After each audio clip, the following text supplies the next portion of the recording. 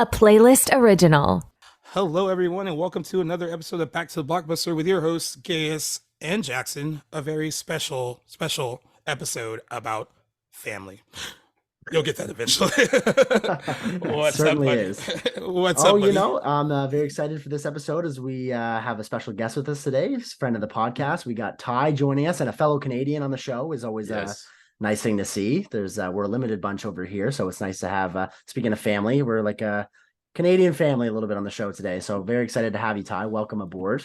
Thank you. Well, happy to be here. Nice.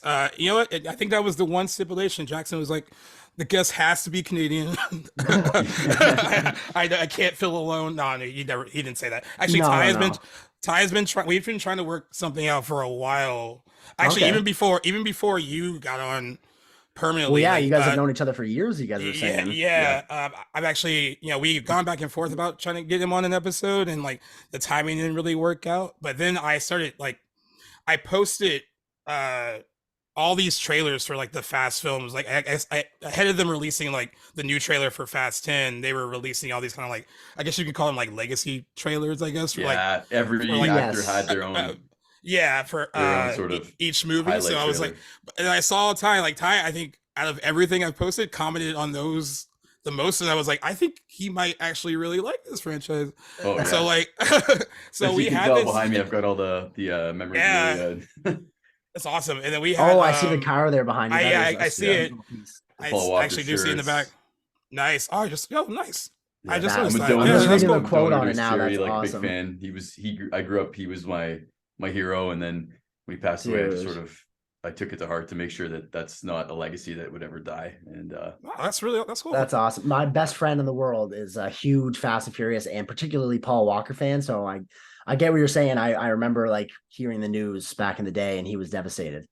oh my god, yeah, Yeah, it was terrible. that was a sad one. But you know what? It's interesting though. After he passed away, we a few of my friends like looked back on like some of his stuff, like what happens when a celebrity passes away. You're like, oh, you like want to look at their old movies, and I forgot how many movies he was in other than the Fast and the Furious that like I grew up with. Yeah. And like he was a big part of, like, I love Varsity Blues, and he was in Varsity that. Blues, That's what I was thinking of. Yeah. She's All That is another funny one that he's in. Pleasantville. Pleasantville, Joyride Why, is like he's in another Pleasantville? underrated movie. Yeah, he's, Wow. The guy that Reese Witherspoon first tries to date, and she like Oh, corrupts okay. him. I haven't seen it since high school, but I did not associate him with that movie at all. That's crazy. Yeah, Yeah, and if anyone ever questioned whether or not like, oh, was Paul Walker just like a pretty face or could he act? I always go, you know what? Look at Running Scared. A lot of people haven't seen it, but he is phenomenal in that flick. movie, and not just like relying on like charm and good looks. So he could actually, put in the work, and was He a had really some good actor. chops. Yeah, Yeah. and from what I can tell from everyone that talks about him, whether it's from the franchise we're going to talk about today or like anyone who's even encountered the guy even once, seems to say that he was the nicest person. They have nothing bad to say about Paul Walker, and I think that's very rare in this industry yeah. to have no Never- one never say tried to anything. cancel That's him. right. Yeah, no one He gave has off said that vibe. any Yeah. bad thing about him. So I'm sure we'll talk about him a lot more as this episode goes along. But we need to get to know you, Ty. So Yeah. let some of us know, everyone listening, what they should know about you and kind of your connection to the industry and all that. Well, I'm in a way I followed in his footsteps. I'm an actor and a precision driver, so I do car commercials. I've done a few things where I've been able to Wow. act on cam and do the Nice. stunt driving at the same time, which is obviously the best possible booking you can have as an actor. But I've worked in film for the last almost 15 years in many Wow. other facets. I've got a pretty varied IMDb, but Nice. primary focus is acting, and I'm not in a bad place. They're calling a lot of people call Toronto Hollywood North, and there's Yeah. tons of work up here, and That's right. it's a good place to be. Although we don't have the opportunity to have the LA weather all year round.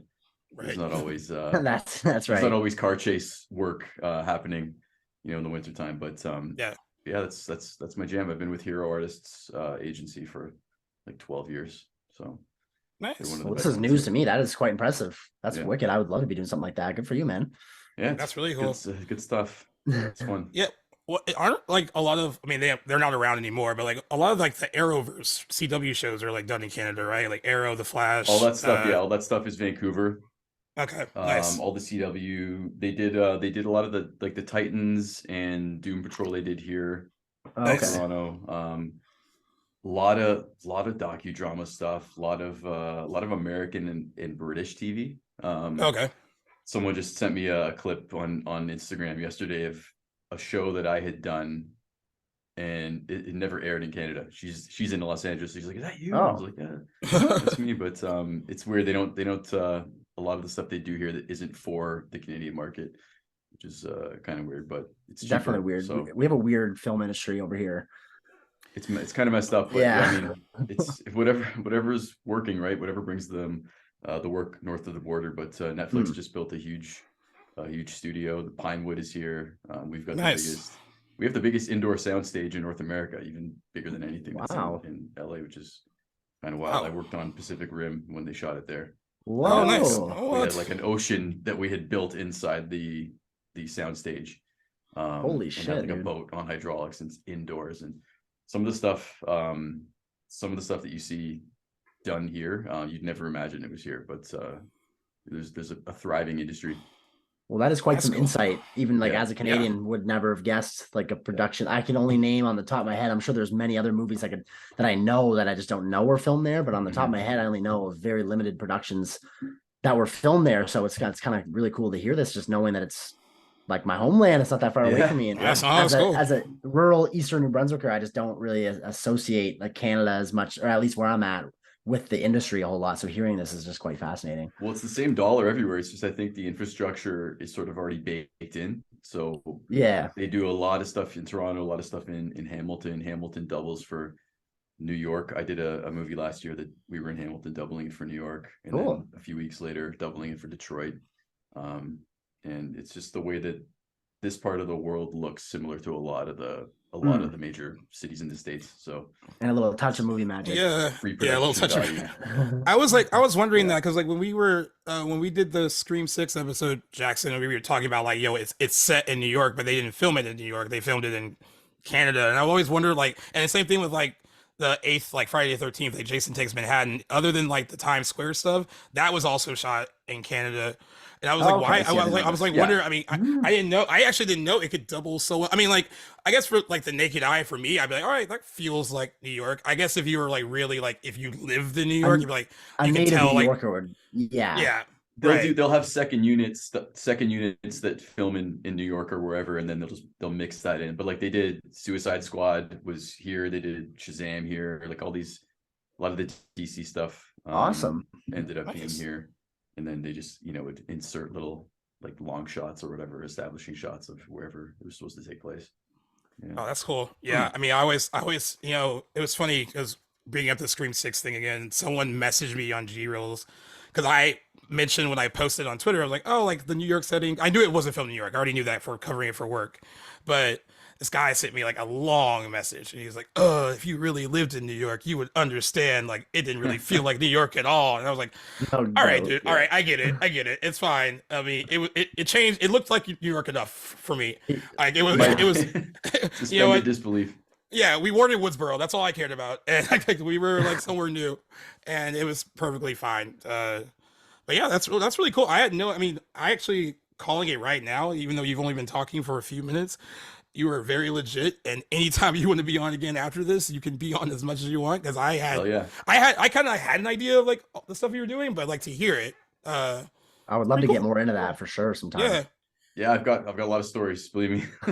I'm older than I look. I've been around, but it's a good place. It's a good place to be, bottom line. And I mean, I've always been a fan of your page, and I'm happy to be here, and I'd Nice. happily come back. We're happy to have you, man. we're happy Yeah, to for the have Fast you. and Furious, it was too good to pass up. There's a special place in my heart for that franchise. And I think it is for a lot of as people, man. Like yeah, I as mean, luck would have it, today they dropped another trailer. they did. Yeah, I saw Oh, I that. didn't, saw I it, didn't but, see that yet. It was Yeah, pretty sick. they have to build anticipation, man. It's a few more days, so That's right. until we get this never-ending final chapter of I'm still probably, it's crazy. I'm probably as excited to see Guardians 3 again as I'm as excited to see that again as I am to see Fast and Furious. But Nice. probably have to do both this week. Yeah, so it's a big weekend for the movies. Yeah. Actually, since we had a really slow weekend, Guardians 3 had like the weekend to itself this weekend and the second weekend. You know what's funny too? We were talking about the whole like Marvel fatigue thing last week because it opened lower than like we thought it would, but it actually had a pretty good second weekend drop for like a Marvel movie, or MCU movie, I guess. A good drop in the sense it didn't drop much, or it didn't drop much. It dropped okay. like I think like 50%, which is like, and the other titles like recently have dropped more than that, like 55%. Ant-Man dropped 70% in the second weekend, the last one. That's still crazy. They said it was the best since Black Panther 1 in 2018. Yeah, it's crazy. Yeah, that's quite substantial then. So maybe this was a case of like, maybe there's certain people that didn't want to rush out to see it, and the more they heard about like how good it was. I mean, I saw it over the weekend. I told Jackson last week, I didn't see it opening weekend, but it was really good. I was just talking to Ty before we started. Like, it was a really solid movie, probably one of the better MCU movies to come out in a bit, because you know they've been hit or miss lately. But I really enjoyed it, and I told him too. It felt good, like they actually closed this out without trying to like connect it to so many other things that are like coming down the pipeline for them. Good decision for that. Yeah, and that was it was smart. I think it was like it was kind of paid respect to like, I mean, like if you told it like talked about it before, Jackson. I think that franchise, even if you aren't a huge MCU fan, like I know people that like those movies and they don't really necessarily love the greater MCU. So like I think they kind of stand on their own a bit more than maybe some of the other movies. Certainly get that vibe, and I even feel that way about the first two. Like they're obscure enough that you don't have to watch them in the context of the greater MCU, and they do a good job of like standing on their own, like you just mentioned, which is the best thing that James could have done for those movies. I think it's honestly he owes a lot of their success to that. But I know I'll probably get around to number 3 because I was impressed by the trailers, or at least I found them quite funny, and I like the first two. So and emotional, man. There's some they play on the nostalgia. They play on the nostalgia of the first two, and you haven't seen the first two, that the impact wouldn't be nearly as great. But I assume everyone's seen pretty much all the Marvel stuff if you're into it. Except for that soundtrack, apparently it's just blasting 80s and 70s tunes the whole time. I love that. So that's a staple of those movies that I really appreciate. So we went to a 90s for the third one. Oh, okay, cool. I love that too. That's awesome. I don't know if they did it. 70s was the first one, and 80s was the second one, but maybe the they 90s now. So okay, that's awesome. Natural progression. Yeah, it was pretty sweet. I hear there's some BC Boys songs in there. So well done. Awesome. One of the best action scenes. Like, it's so good. Ever put in film, I think it's fantastic. It's so good. Okay, and just short and sweet. Like it's almost like a music video. I don't want to spoil it for you, but okay. It's hard to say you don't like it. It's pretty bad. Yeah. When it all wrapped up, I was like, it's kind of, I mean, they've all talked about how like, they feel like there could be more Guardians movies, but not with, this group of people that we've kind of come to know and love. And I was like, that'd be kind of, I mean, I'm all for like change and all that, but it would be weird to like get another one without this group. I mean, they've really done a good job of like creating characters that we like really love. They're all very likable. The whole cast just gels really well together. You could tell that they actually really get along too in like real life, and that kind of helps. So I was like, it'd be really weird. Like I'll accept it if it happens, but it will be hard to kind of see a Guardians movie when without when they do like Secret Wars or whatever the next Endgame type of thing is. I think it's gonna be Secret Wars. You might see them come back, some of them at least. Batista's said like he's not coming back. He's done. Right. Yeah, he says that now. Come back, and I don't think Gunn is going to be back because his thing with DC now. Yeah, he can't work with them. It really does feel like it does feel final more so than probably anything that they've done yet. So Chris Pratt said he'd be open to it, but he can't really imagine doing it without James Gunn and having he feels like James Gunn knows that character so well, and they've known that character well together, that it would have to take some really great writing, he said, to make him want to come back, or maybe like a really big paycheck. I'm sure that'll help. We'll see what happens. Some more Jurassic Park movies. So Yeah, I know. Right, Jesus. Well, thank God for that, because Thank God. because what started so well with Jurassic World just fell apart in two Yeah. movies after that. I I know we're not talking about that. But I hate, like, I didn't like the last one at all, and all I I could don't think think anybody was did. Nobody. all I Yeah. could think was at least the second one, even though it wasn't perfect, set up something really cool to potentially happen. And then 1000%. and then third movie was like, yeah, let's quickly get that out of the way. That's not How happening. did they mess that up? Yeah, they I pulled a was Star Wars.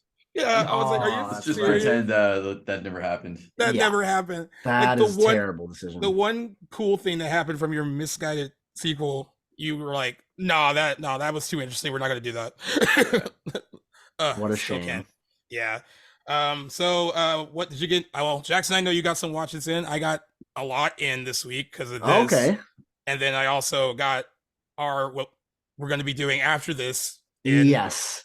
Which I'm saving. yeah, I'll say. I cannot wait yeah. to talk about that. Yeah, I can't unsee the things I saw. That's all. No, you won't. That That was my third watch of it too. So, and it still brought. There were still things I had forgotten from that movie that now I won't be unseeing. But I'm on like my third week in a row of like a very light viewing like schedule. So I mean, the playoff hockey's been going on. I've been watching my Leafs play. Now they're eliminated, so that will free me up.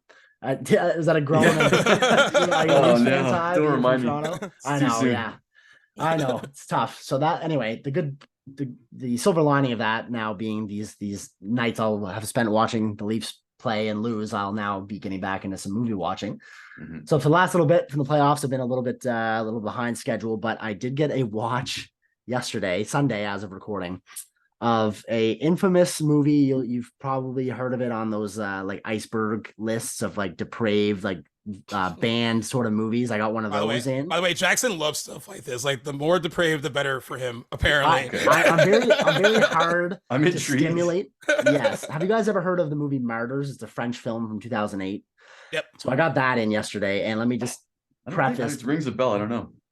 It's on those like lists. Like if you ever seen those iceberg tier lists of like messed up, banned, violent, depraved movies, it's usually somewhere in like that second or third tier for just absurd violence and graphic depictions of torture and violence. And I'll just say that it earns its spot on that list. If anybody has seen it listening, they'll know what I'm talking about. But a hard watch, but also not like gratuitous to the point where it's just violence for violence sake. Like it was actually an interesting film that had something to say that just happened to feature very horrific, surreal violence. And where is it from? Gravity. Like what country?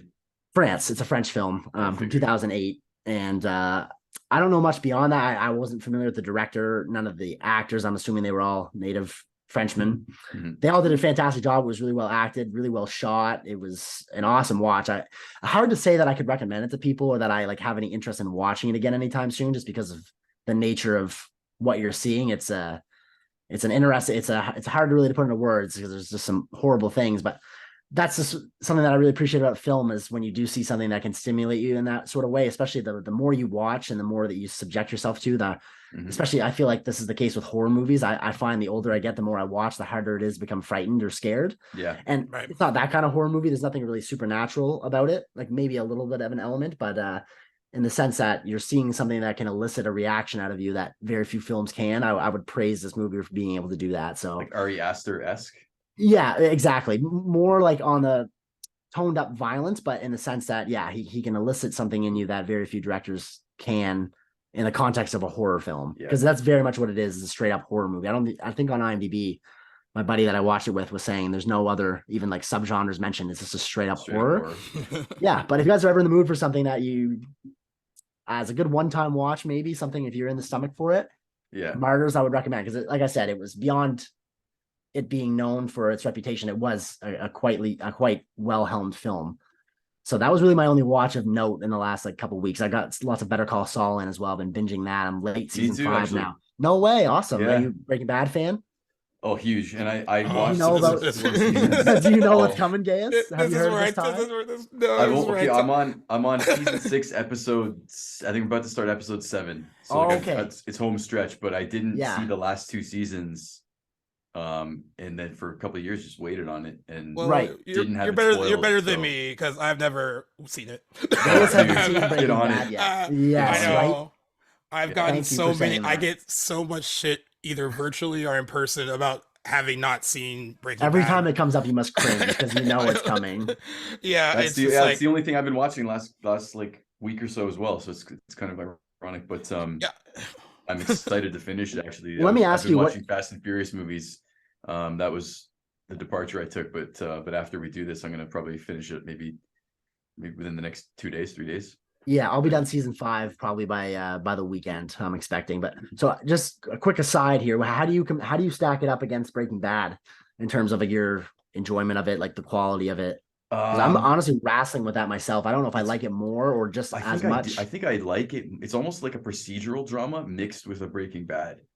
You know what I mean? It's sort of maybe Totally. it's a little bit more like Ozark because Okay, I haven't seen that yet. Oh, that's good. You can kind of tell they went with that sort of feel, but I think it's fantastic. It's a little bit more intelligent, you could say, than Breaking Bad. But like the writing quality and the universe building is like just as good. If you like Breaking Bad, it is. Oh yeah, it very much is. And it is the same, right? So that's what I like about it, because Breaking Bad, I think, was a little short lived. They could have stretched it, and it's cool that they didn't. And I remember them saying, right, you know, we want to keep it at 5. We don't want to kill it. I respect that decision because so many other shows won't do that. Yeah, I respect when any show does it. Really perfect. Mm. Yeah, like, you know, I respect was great for 7 years, and then and then stuff happened. yeah.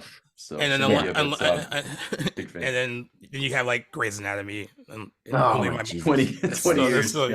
Yeah, you know, it's sometimes you don't want your favorite shows to go away because you're like, but like I'm feeling that with Succession, right? I'm like, I feel like I could have more of this, but I'm like, I respect knowing like, hey, this is a story we want to tell across 4 seasons or however seasons. That's a particularly short runtime, though. Yeah, I mean, I felt this way about. I brought it up to Jackson before. I felt this way about Bates Motel when like the guy in the beginning was like, hey, this is gonna be. We have a 5-year plan for this show, and I knew that, but I was like, I want more, but like I can also respect like knowing creatively where it needs to end, because that makes me feel like you actually know what the trajectory of your show, because I am for damn sure certain, like with Lost, they weren't necessarily on top of where that show was going, because I remember like it was somewhere in season 3 where I was like, they don't know what they're doing with this, do they? I feel like I'm like wasting my time.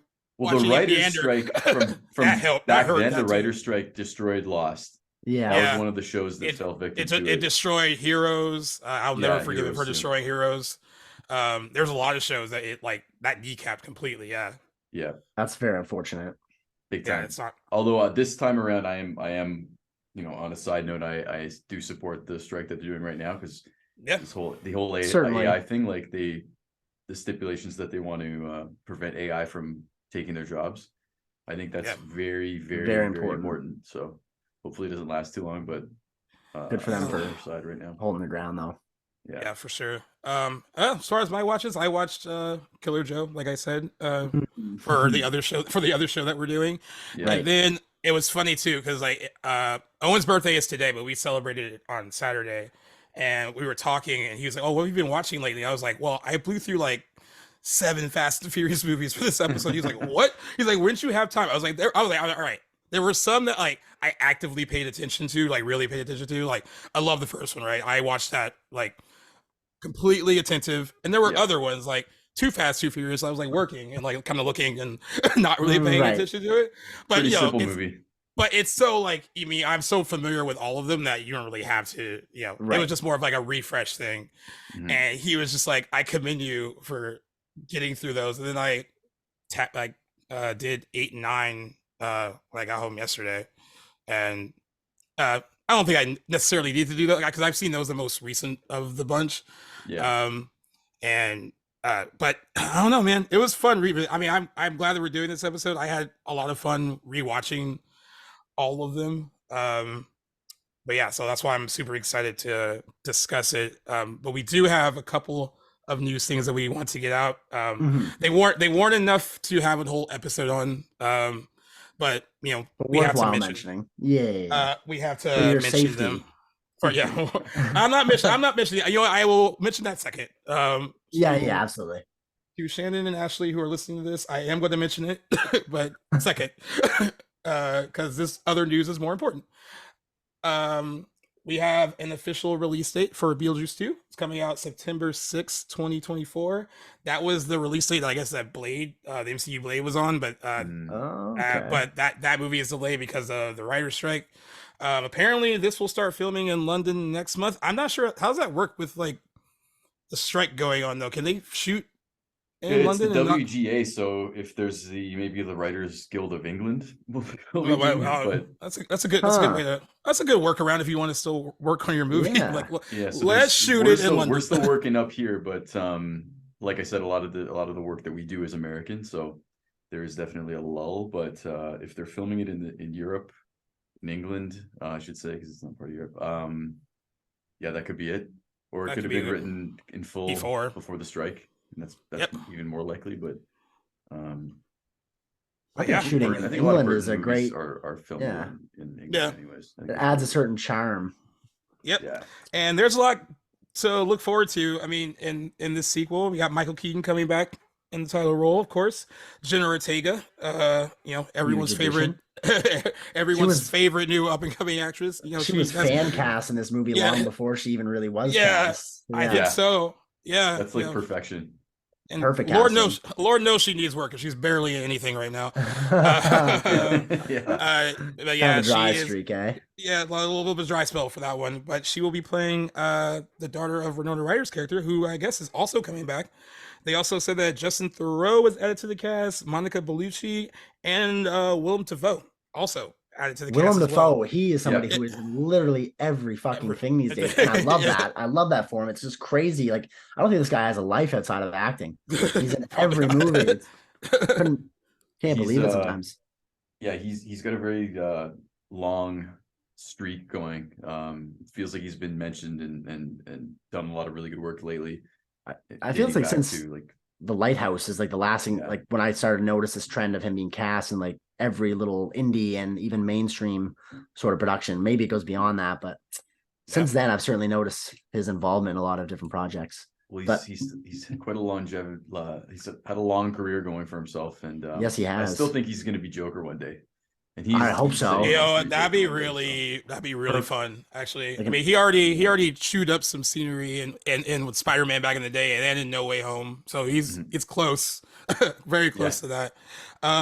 But yeah, as far as this movie, you know, I didn't necessarily need a sequel to be. I love Beetlejuice, Right. But it's not one of those things where they've talked about it for years, wanting to do one, and it's Mhm. been talked about so much that I was like, I don't know if it's gonna happen, and it seems like it's kind of quickly coming. I don't know if it was Yeah. Jenna Ortega working on Wednesday with Tim Burton that they said that they got kind of fast tracked like once they started working together on that show.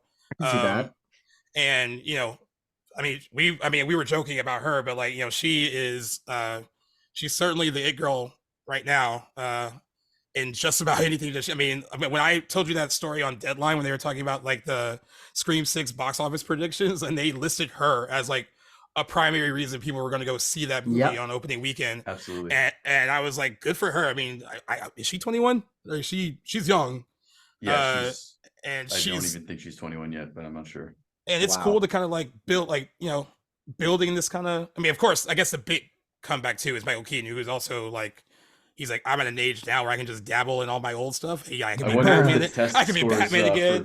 for the Flash had something to do with it as well. Just when they realized like people are taking this seriously, and That could be it too. in a role where it's all makeup or costumes or whatever. I mean, he's still the same guy, right? You throw him in That's that right. stuff and Yeah. might as well take advantage of it. Now, and it's funny too because when he was in the original Beetlejuice, and then when he was cast in Batman. I mean, there's a lot of documentaries and stuff made about this. Like, so many people were like, "That guy is gonna be Yeah. Batman." Like, he was known for being mostly funny, It and happens like every they're like- time. and, you know, Mr. and it's Bomb. fun. It's and Mr. Bomb. Yeah, like there's like so. I mean, of course, we see that kind of casting stuff even today, where people, I mean, hey, love Heath Ledger, but when Heath Ledger was cast as a Joker, there were a lot of people who were like, the guy from 10 Things I Hate About You and A Knight's Yeah. Tale, like that's our Joker. And then of course Or he proved Pattinson. No one Yeah. likes that. That no one was likes a Robert temporary Nailed it. example. Right. Look how Yeah. that turned out. So now it's so funny to see, like, you know, the most anticipated thing about the Flash is everyone wanting to see Michael Keaton back as Batman, and now he's just like, well, I might as well tap into like all my other old stuff. Like I'll play, like I'm 70 something years old. I'll be Beetlejuice again. Like what the hell? Let's do it. He's a real life Birdman. It's like Birdman's come to life, right? Yeah, seriously. That movie's even more meta now. Life imitating art. But, exactly. But Ty, I'll throw it to you. Like, I mean, are you excited for this? Like, is this something that you really like necessarily wanted, or you're just are fine with it? I mean, I never thought they would do it. I never thought they would do it. I'm happy that it's a sequel and not a remake. Agreed. Right. Like, if there was a remake of Top Gun, I would have been not about it. But it was a sequel. Remake of Beetlejuice, I'm about it. I hope this is on par with the Top Gun sequel, because if that's the case, all power to it. Yeah, if they want to have stuff like that, that's fine with me. If they're gonna start redoing classic movies, like Back to the Future, stuff like that, I'm not about it. But yeah, I think it'll be good. Likewise, and I think the fact that it's Tim Burton and they're not just taking the name and giving it to someone else, I think it's promising, very, very promising. So we'll see what they do with it.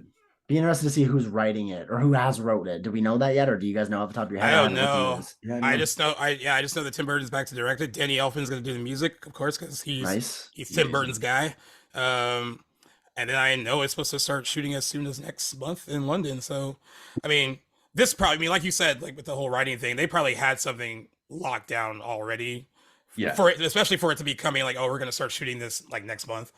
They wouldn't have announced it without a script and then already put an end date on it in the middle of a writer's strike. So it's something that they probably had, and maybe they just didn't want to overdo the Keaton hype with people. So like in the middle of the Flash marketing, they didn't want to be like, oh, also Beetlejuice is coming out, because people might have gotten sick of him before before the Flash even came out. So I think the timing is kind of weird, but I'm hoping it'll be good. And I forgot to mention that Catherine O'Hara also apparently is coming back for this sequel as well. She's in the original movie. It seems like really perfect. They got all the necessary people back from the original that should be there. And then Monica Bellucci is going to be playing Beetlejuice's wife.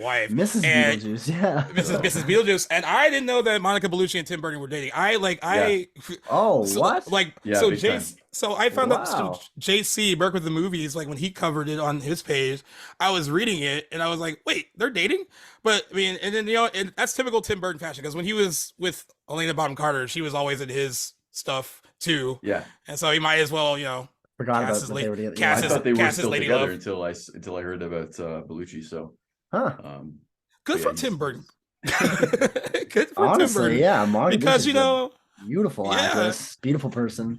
Yeah, like I'm all for it. Good for him. I mean, it seems like I feel like everything's in place for this to be potentially really good. So I actually don't have any, and we talked a lot about legacy sequels and stuff like that. I guess is what this would be considered at this point. Big time. 36 years, right? Yeah, but the more they announce from it, the more people that are attached to it. I'm like, all right, I think I could be down for it and see what they do with it. So on paper in the beginning, I was very hesitant, especially considering like the track record of, I'd say, majority of legacy sequels in the last 10 years.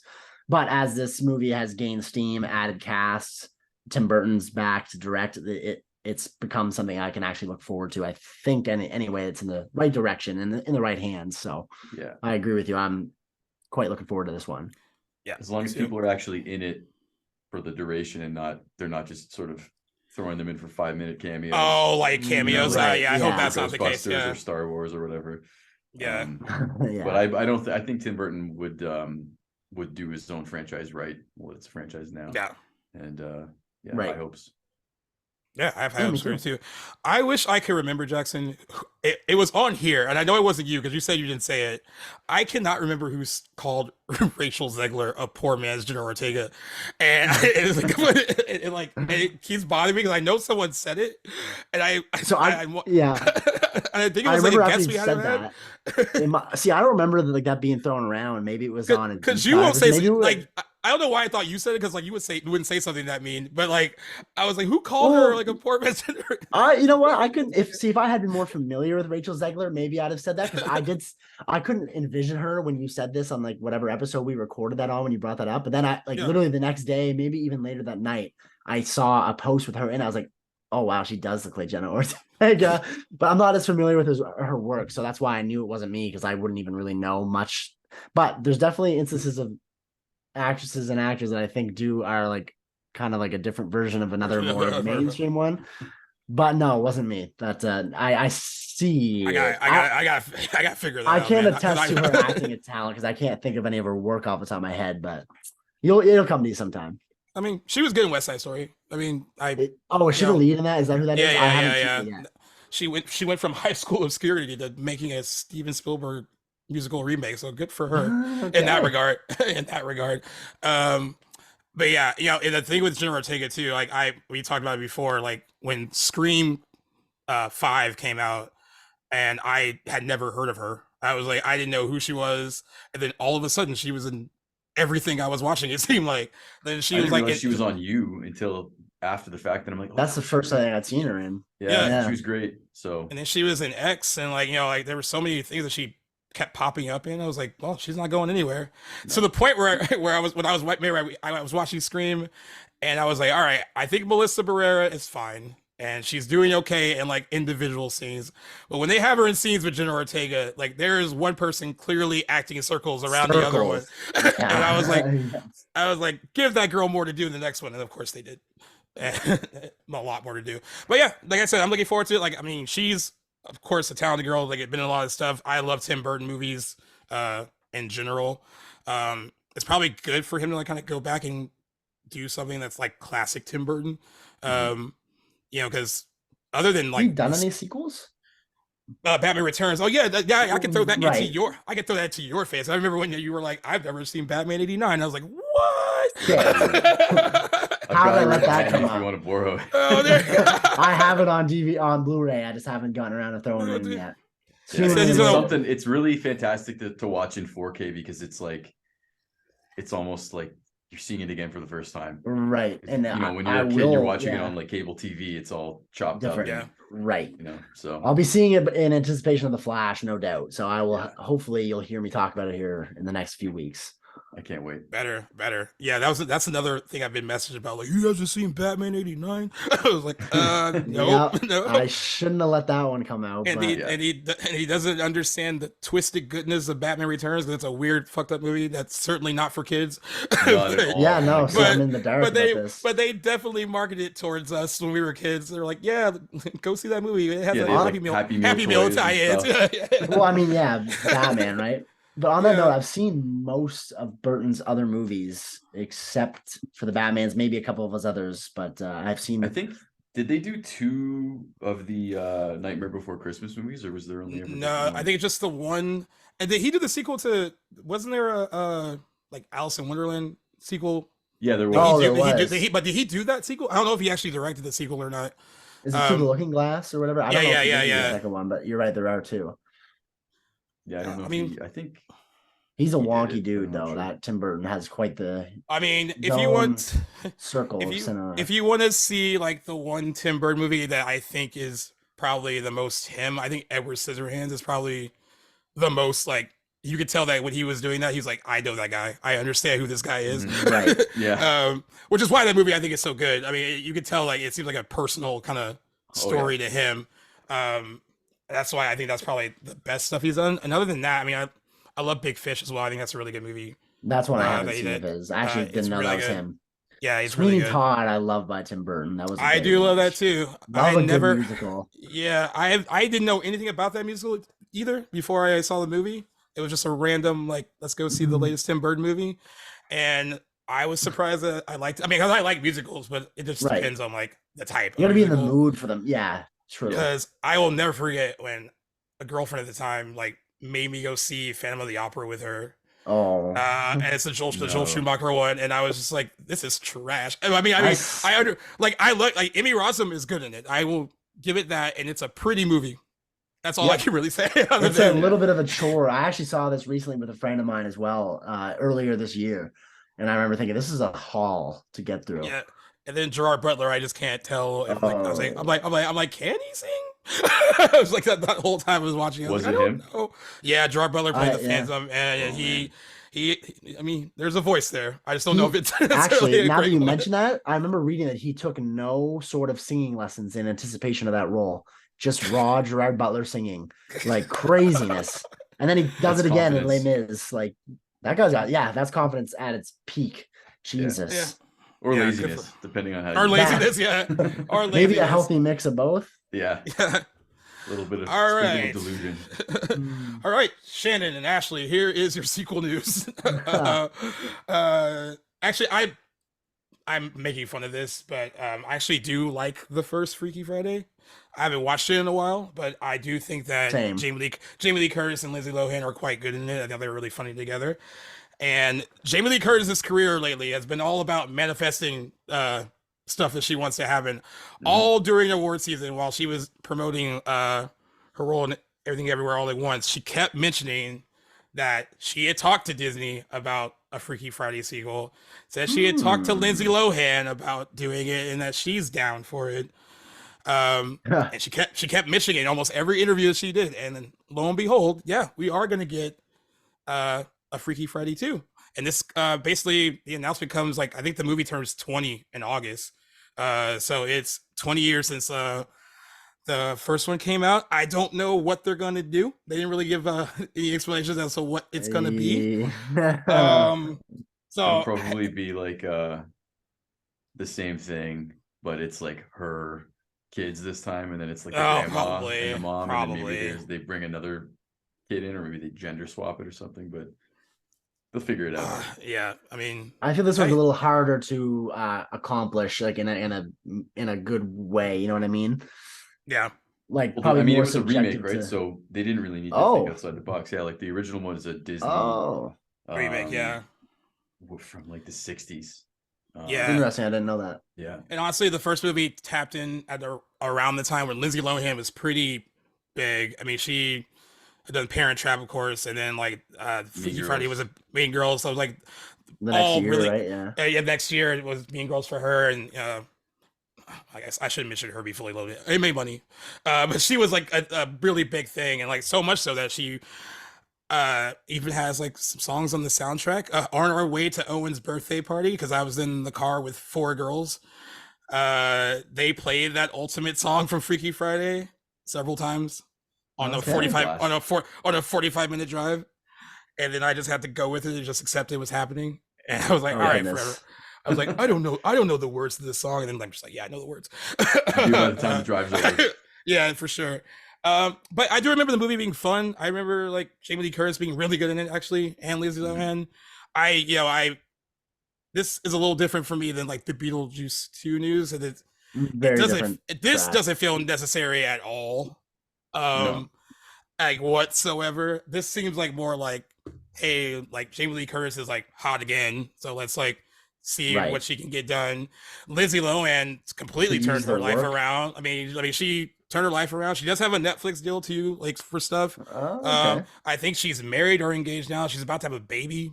I think she's like a Buddhist now or something. Like I saw her like interviewed recently, and she seemed very together. So this is a far cry from the girl that was getting like a bunch of DUIs and getting arrested. Like she is completely turned her life around. So like, in that sense, it's cool to like, all right, if you want to have this like kind of potential big comeback thing with a movie that was pretty popular for you 20 years ago, then I don't see the problem in it. I just don't know if it's like, we don't need it. Like you've got the Oscar winner in Jamie Lee Curtis, and then you've got the Michael Keaton hype train. So the people who make these decisions, they see dollar signs and they go after it.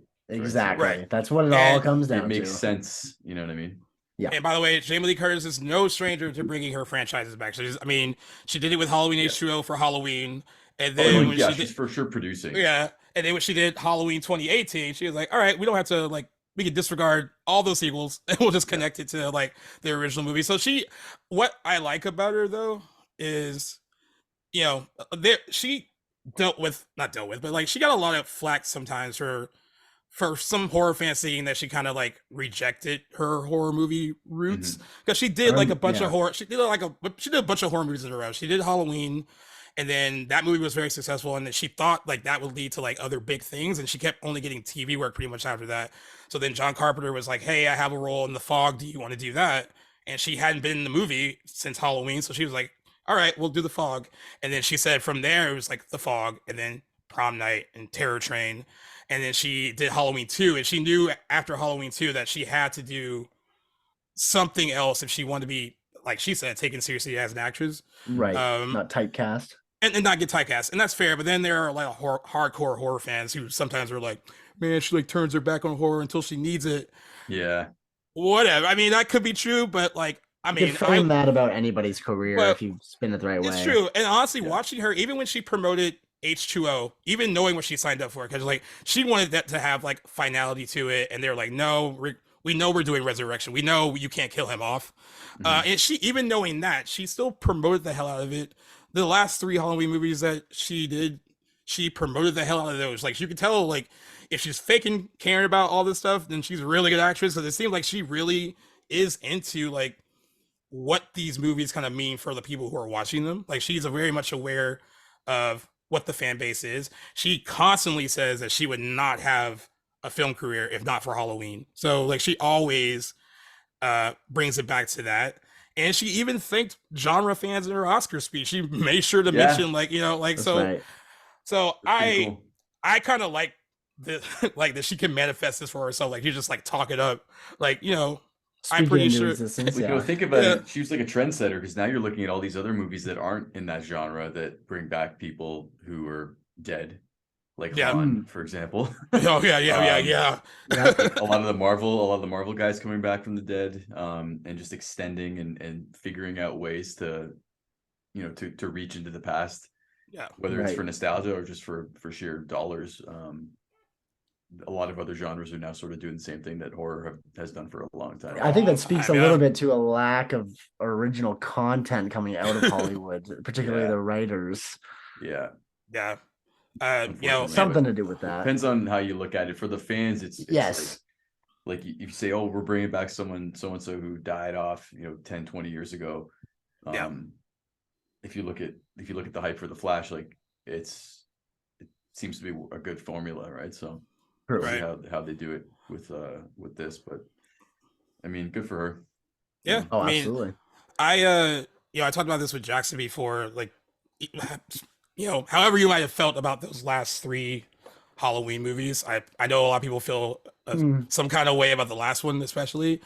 I still think it was cool that like when that came out in 2018 and we were able to have like 2 more movies after that, it was cool to kind of see like this granddaddy of horror franchises still viable in the kind of day and age that we live in now. Like, you know, we haven't had a Nightmare on Elm Street movie since the remake, and that sucks that like I want to see Freddy Krueger on the big screen again. That'd be fun, I think. 100%. You know, Friday the 13th has been like tied up in all this like legal stuff, which I think is kind of coming to an end. And you know, it's funny because like like a long time ago you would be like, oh, they're making like another Friday the 13th, like, oh, they're making another Halloween. But now it kind of feels like I want them back. And that was the cool thing about the Halloween movies. It was like, all right, it made that franchise, made Michael Myers like viable again. And like, and not in just like a small, like, oh, this movie made a little bit of money kind of way. Like it was at least that 2018 one was a massive like hit that you could tell like they really were hungry for like a really good, you know, potentially scary like Halloween movie. Right. You know, it didn't There was a necessarily bit of a void too. yeah, it'd been a while, and yeah, it didn't go the way people wanted it to go in the end. I still have friends who are still mad about Halloween ends. I haven't seen Ends yet because I'd heard everything about it and I was like, God damn it. I don't know if I want to put myself through this. I will see it probably this Halloween, but I didn't rush out to go see it. But I know I kind of just have my mind made up about the direction they took it in. So it's hard not to be pessimistic. Yeah. And with Halloween Kills, I was, you know, I know people were hard on that one too, but I was like, hey, it's called Halloween Kills, and that's pretty much all he did for like I a good appreciate 90 that minutes. aspect A of good it. 90 Yes, minutes. he Like it was wasn't a brutal. rampage. Yeah. So I appreciate it on that level. Nothing else but- about that movie I cared for other than Michael just literally killing everybody he comes across, which was awesome. Yeah, it was awesome. But you pay to see. Yeah, exactly. It's true. And guys, in case you're wondering why we're getting another Freaky Friday, because the first one was made for $20 million, and it made, I didn't even know this. I knew it was a hit, but I know it was this big. It made $160 million worldwide when it came out in 2003. It took him this long? Holy smokes.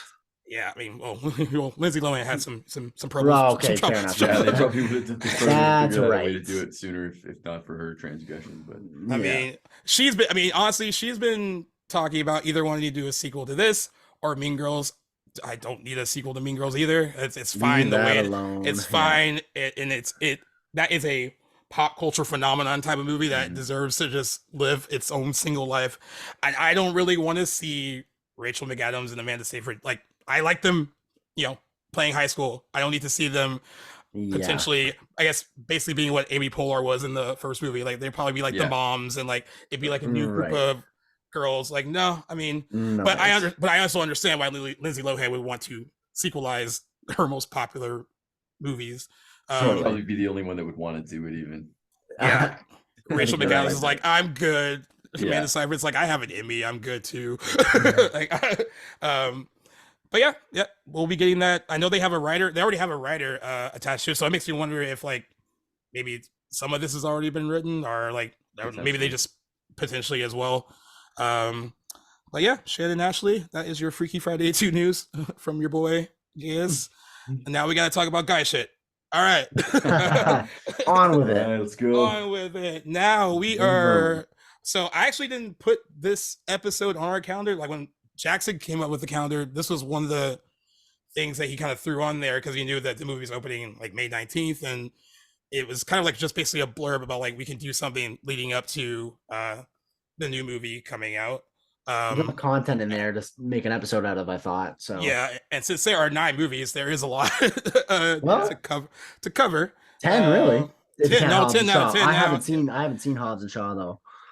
Yeah, I wrote a few notes about Hobbs and Shaw just in case I had to mention it, but it's there in case It's you not want to bring it up. required viewing. No, No, I didn't not get at that all. You just can't sense. get I looked- enough of the universe. It's a good watch, but Yeah. it doesn't really need to do be much, seen. right? Yeah. It's not necessary. But it also, I still think it's a fun movie in and of itself. It's completely fine.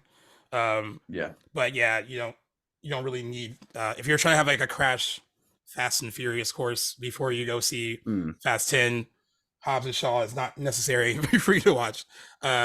they did just announce that Hobbs is going to be making an appearance in 10. Yeah, which is cool. it's funny because like the rap Hot, mentioned yeah. that, and there were a lot of people like that were kind of upset that they mentioned it because they were like, well, a lot of us haven't seen the movie yet. That kind of Could've happens been- though when it could have been an amazing surprise. yeah, Right. that happens a lot when movies screen early. There's certain publications that were like, and someone who saw the movie early definitely said that I know that they were told not to mention it at their screening, and they weren't allowed to mention it until after like at least the opening weekend. So that means like people still heard it at the wrap and were like, yeah, whatever, it'll get us clicks, so let's do it. Yeah, And and they'll still get invited to these things, Shame which is on weird. those people. So this is usually a Variety problem. Variety does this a lot, but I was surprised it was the rap. Like when I first saw it, I was like, "What did Variety do this time?" I was like, "Oh no, it wasn't them. It was the rap." it sucks. But I mean, so Unless it would have been it's- a really fun surprise though. Like oh, like I thought he said he wasn't going to do any of these anymore. I'm hoping that it's like a bluff because there's a better surprise. Like I- Gal Gadot being alive. Yeah, Like more Well, Giselle. I mean, I want them to bring Jesse back, but that's not going to happen. Wow, that's a good CGI good throwback. Paul Walker. That would be quite something. Jesse is a good throwback for people who really love, because like I think people might forget him sometimes. Like, oh yeah, that would it'd be cool to have him back. But yeah, the Fast and the Furious movie came out in 2001. I always like to kind of, before we start these things, kind of like talk about like when you first discovered these movies. So like in the case of the first film, Ty, like when did you see it? Did you see it in the movie theater? Like, I was or did you catch it 16 later? years old, and I saw it 6 times in the movie theater. There you go, man. This is why Yeah. you're on this episode. Oh I saw my it 6 goodness. times. I saw it. The 6th time I saw it was in IMAX. The first ever IMAX screen in the world Wow. was the one at Ontario Place in Oh, Toronto. nice. I saw Wow. it there. I did not know IMAX Um, went that far. Yeah, IMAX is a Canadian invention. Nice. That much I knew. And yeah, I mean, Go I us. was obsessed. I had my learner's permit by the time it came out on DVD. I had my first car, and I had my license, and timing was perfect. And I mean, I remember I would have gone to see it every single day if I could have. Like, I was just instantly obsessed. It really hit. I mean, because this was going into junior year for me. So like that summer, I fondly remember all the previews for that movie before it came out. Now, I honestly didn't connect with all my friends initially. So I remember I only went that opening night with my friend Chris, and we tried to get other friends to go, Mhm. and they're like, "Oh, it looks kind of cheesy. I don't really want to see it. Like, it looks." And some people say it looks bad, or whatever, right? So we went opening night, and one. I mean, at that point, I was already paying attention to like I was reading different trade publications and stuff, like seeing what other people thought of upcoming movies. Mhm. This movie was viewed by a lot of people as like it might potentially be a dud. It wasn't like expected to be huge, uh, but I think it really tapped into something that people our age really wanted Yeah, back it was then. like Fight Club. It did better after it came out, like on video.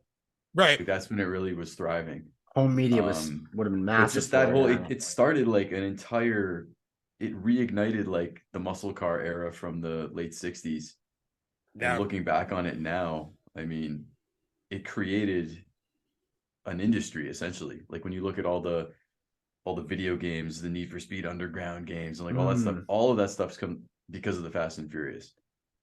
Yeah. All the car magazines, the car shows, the reality TV, all the inclusion of modified Japanese cars in all kinds of other movies. That's totally Yeah. true. It's really all owed to that. Yeah, it really is. And what I will say too, I remember that opening night, and I remember when we walked in, we were surprised by how full the theater was. Because I was like, oh well, some of our friends didn't want to see this, but apparently everyone else did Yeah. on that opening night, and it was just so much fun. Like it's just, I mean, we'll talk about some of the individual movies later, but like I still, out of how big they've gotten, I still go back to this first movie as like my Oh favorite yeah. of the bunch. It's like Agreed. it's so the simplicity of it like is what I appreciate. Like Yeah. like the fact that like the biggest stunt is like watching like cars go underneath trucks. Like that's like Yeah. the big like, oh, that's the money shot compared to like what Right. we've been getting like the last few movies. But I'm still more excited seeing that sequence more than like stuff they've given us recently. And then Yeah. also the cast was just really fun. They really got Oh, like a yeah. really good group of people to be in that movie. I already had a crush on Jordana Brewster because of the faculty. So that was like, Mhm. I remember knowing that she was in it. I was like, well, that's score one for us that Right. she's in this movie. I had seen Girl Fight already with Michelle Rodriguez, and I think this was her second movie, like right after that. They actually throw in the Letty Punch because of that. They were like, hey, you were in that movie. They're gonna know like you're that girl from that movie. So like, you want to like cold clock somebody. And No kidding. Michelle Rodriguez, as we know from maybe interviews and stuff, is always down to clown. So she was like, yeah, she was like, I want to punch somebody. Let's do it. And she actually, she had like a lot of input on her character too, because like that character, I guess, was really written to be like the girlfriend and not have much to do at all. And it's interesting too. I was watching the first one again. She really doesn't have a ton to do, but you can tell that like she didn't play it as if like I'm just like his arm piece. Like, she Not at all, wanted to yeah. like she played it as like, Michelle Rodriguez was like, I know this world. I know girls like this. Like they're not in it just to be like the girlfriend. They're doing all this stuff too. So like yeah. Jordana Brewster has talked about it too, that like she was like, these are the things that you need to change about this character. And this is the girl this is her second movie, and she's telling them like, this is what you need to do to make this character better. And they listen to her. And they, that's why I feel like Letty is very much Michelle Rodriguez in Yeah. a lot Oh of yeah. in a lot of ways. And she's still fighting in all the movies. Yeah, so still kicking it's ass. cool that they've stayed true to her. It looks like she's got a big scrap in the next installment with Charlize Theron. Charlize, yeah. And you know what? And at least her fighting makes sense. Like, when you start throwing Jordana Brewster in, and now she can scrap Like in the ninth one. Yeah, she's got a big one coming up too. In the ninth one, I was like, okay, when she get fight training? Like all right, whatever. You just roll with it. Yeah. But yeah, that was my first experience with that movie was that opening weekend. I did not see it 6 times. You got me beat. I did see it twice, and actually ended up seeing it the next weekend with friends who did not want to see it opening weekend. They felt left out of me and my buddy Chris's conversation about the movie. They were like, "Oh, so it was like really that good?" I was like, "Yeah, it was so good." Yeah, it was word of mouth. A lot of people went back and wanted to see what all the sort of fuss was about. But I remember going to see it with like various friends, just in pairs. And I mean, it became a tradition. Like every time a Fast and Furious movie would come out, like me and my crew would go and see it together. And it's the nostalgia. Like of all the movies I could think of, the nostalgia being one of the motivating factors to go see the next one. Yeah, I can't think of one that is more synonymous with nostalgia than the Fast and Furious movies. yeah, I agree. So Jackson, you are younger. So you you did not see this in the theaters in 2001. No. I didn't see a Fast and Furious movie in theaters until at least the 7th. There's a chance I saw the 6th in theaters. I'm not exactly sure. I remember seeing 7 in theaters though, but I was very much behind. But growing up, these movies were all over. They dominated the conversation of like movies, particularly action movies. Like in the 2000s, they were huge amongst my friend groups, and in school I was a little bit late to the game. Tokyo Drift in particular was one that was massive amongst like just my area. Like everyone had seen it. Like I said, my best friend since middle school was huge on these movies, so I very much experienced these movies vicariously through people just in popular culture. But was a little bit later to seeing. I don't remember exactly when I saw the first one, but it would have been like in my mid teenage years probably, and it was an instant favorite. It's a classic. I go back to it every so often. I really enjoy the first one, and I know every time it seems we bring up the first one, and this is a question I've been waiting to ask you guys who were there when it came out. Obviously, as we know, it's very much the same kind of bones and structure as Point Break, which is a movie that I absolutely adore. And I wanted to ask you guys if that was apparent at the time that it came out in theaters. Were you guys hearing this comparison at that time, or was it something that people mentioned later? What was the conversation? Not right at the same time, but not very long after it came out, I started hearing those comparisons. Right. Yeah. It was talked a lot.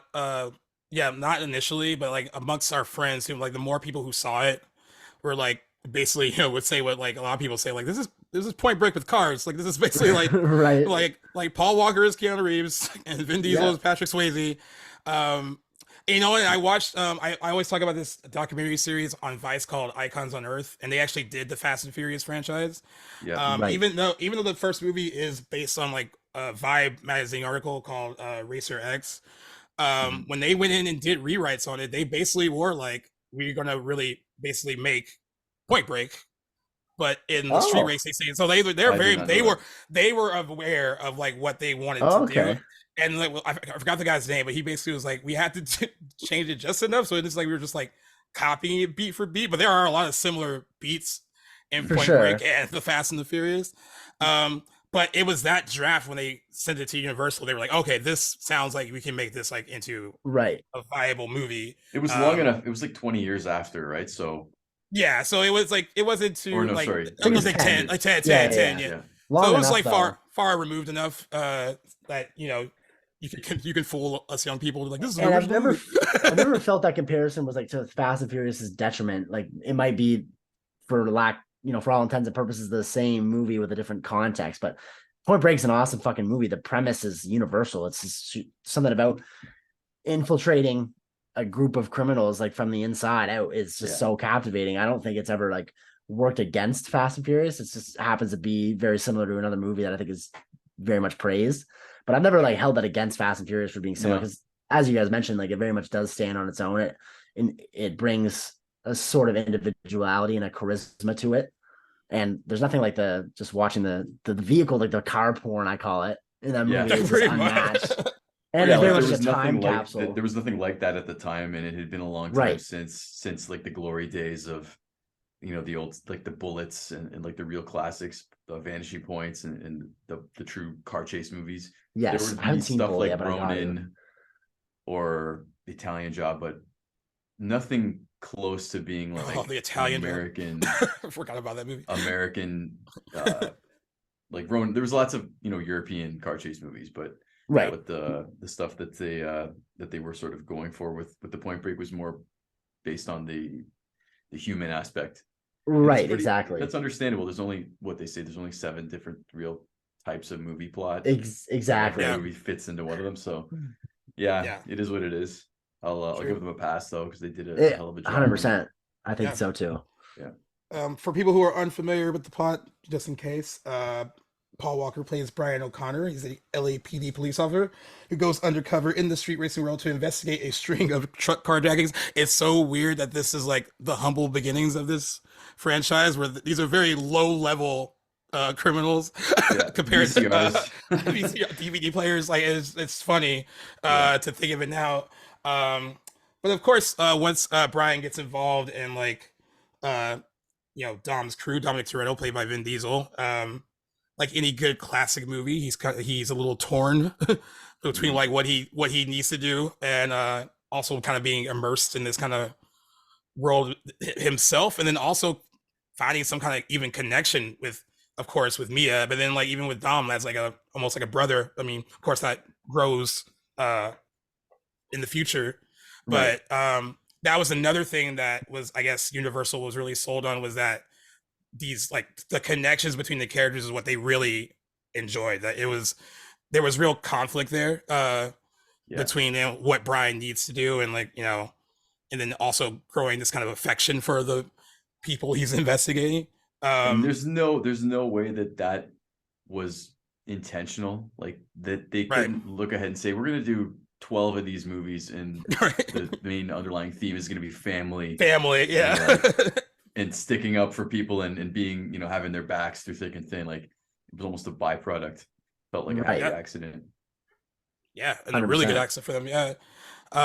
So are you guys familiar like with street racing that much? I will be honest with you, like it's not like a world that I'm like connected to at all. So I've always wondered, for people who are into it, like, does this movie like accurately depict what that scene is really like?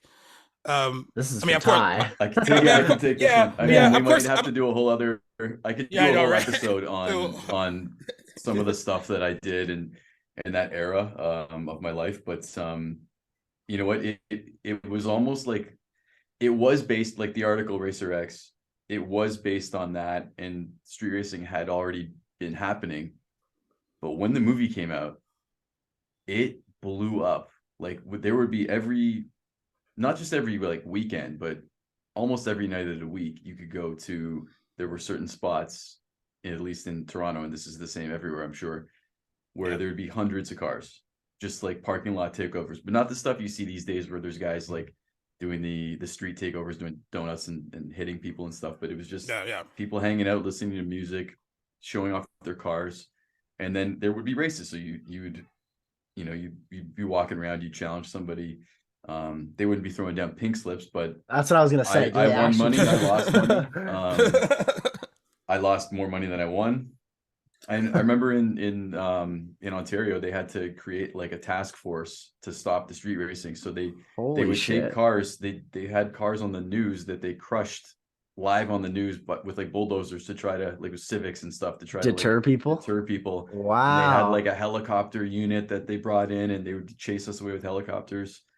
And it was very much like the movie almost created the monster that became the street racing epidemic of like the early 2000s.